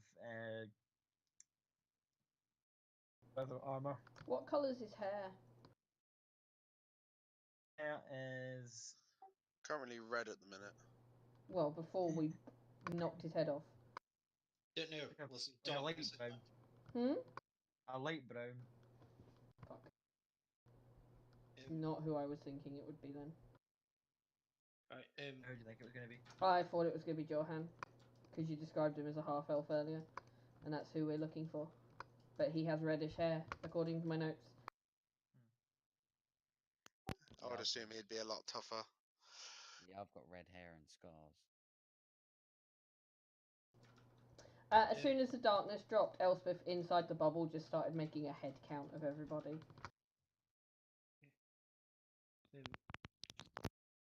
Yeah. After Viscus strips him, he'll put on the green robe to cover up damaged vestments he has on, and literally just put everything else he had on him into a bundle and carry it with him as he drags the corpse to a spot to be hidden. So you've got his staff, which is just a regular old just wooden staff, but which Yeah. uses his spellcasting focus. And you get his gloves, which have got a very weird web pattern on them. Yeah, And the palms have got like what looks like spider mandibles carved into them. I'll have a look. Examine later. Right, just drop him off. Just go. Okay, I definitely need to rest. Cloud will sort of wave his hand and go, Visca, these any chance you can give me a hand? I'm pretty sure one of them had something on their blades. And he's sort of a bit, his eyes are a little bit blurry, and he's sort of holding his side a little bit where a cut is. Visca goes, yes, Cloud, but let's save lad bought in the morning. I'm very exhausted. I would have done it myself, but I forgot to grab some equipment. Don't worry, we'll grab what equipment they do have and put it into a pond next sphere. Then in the morning, it should still be there. I can fully examine it all. And if anything's magical, figure that out. At which point I can also figure out what's best suited for everyone else if need be, including any magical weapons they had. So basically, just strip them all down to their skiddies and roll all the dead bodies off the edge of the cliff. And tie the non-dead ones to a tree. Yes. Back to big back, rock, so they can't see each other. See as Yeah. after you've stripped all the corpses back to the undergarments and just kind of left them at the side, ready to pop them off the side of the cliff, you see Maka approaches them. Lucas dear goes, God. set them on fire. Puts coins on all their eyes just before you pop them off the side of the cliff, and as she's about to do it, she just flame bolts. Visca will make his way, after we've done all that, Visca will literally make his way back inside the hut and go over to Elspeth and literally just collapse, resting his head on her lap, just through sheer exhaustion. So I guess she wanted to sit down because at that point she was still stood up pacing because she'd been left in a fucking bubble by herself. Well, Visca, at that point, I'll just say that because Visca assumed that, he immediately face plants the dirt. too tired. Boom. Right in front of Elspeth. Elspeth's gonna sort of help him up and go, come on, and sort of move over to an edge and let him sleep on her lap. Thank you.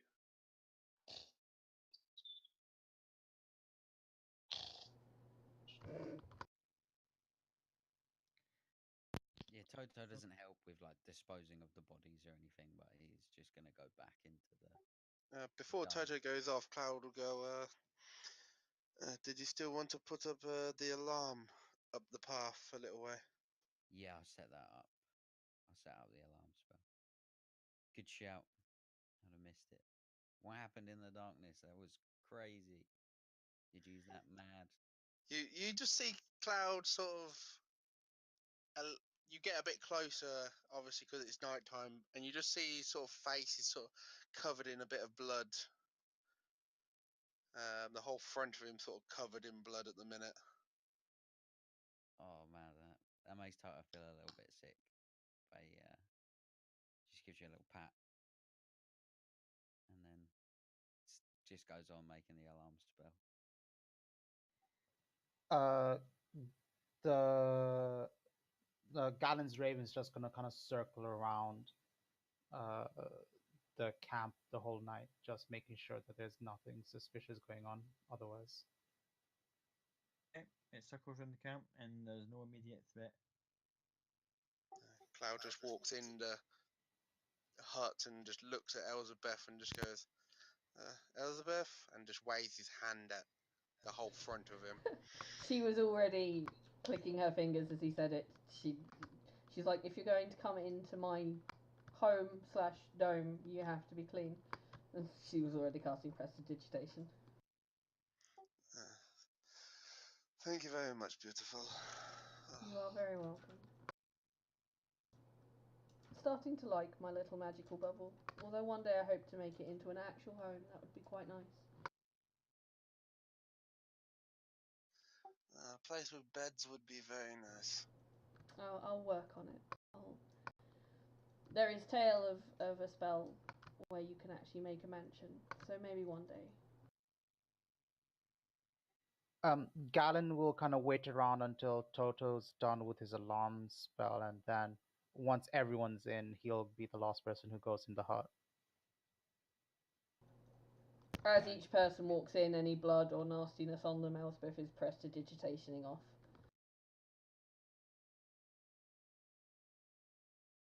And everyone who comes in, just one by one, just like clean, clean, Yeah. clean. Ping, ping, ping. I can just imagine Elizabeth probably weave prestidigitation into the actual dome, so as soon as you walk through it, it just forms. Oh, she needs to learn to do that. Jesus. I just imagine that. You walk through the door perimeter, just goes ding, you're clean. She's gonna very lightly hum, sort of sing a lullaby, hum a lullaby she remembers from childhood to try and help everyone sleep.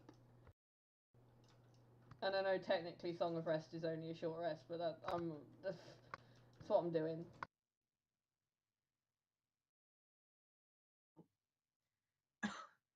As you all retire for the evening after a very, very eventful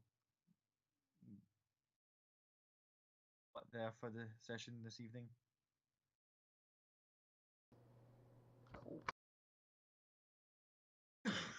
So, Cool. how did we find that tonight? Less emotional. Definitely. Yep. Yeah. I'll stop recording now. Yeah, I'll do the same.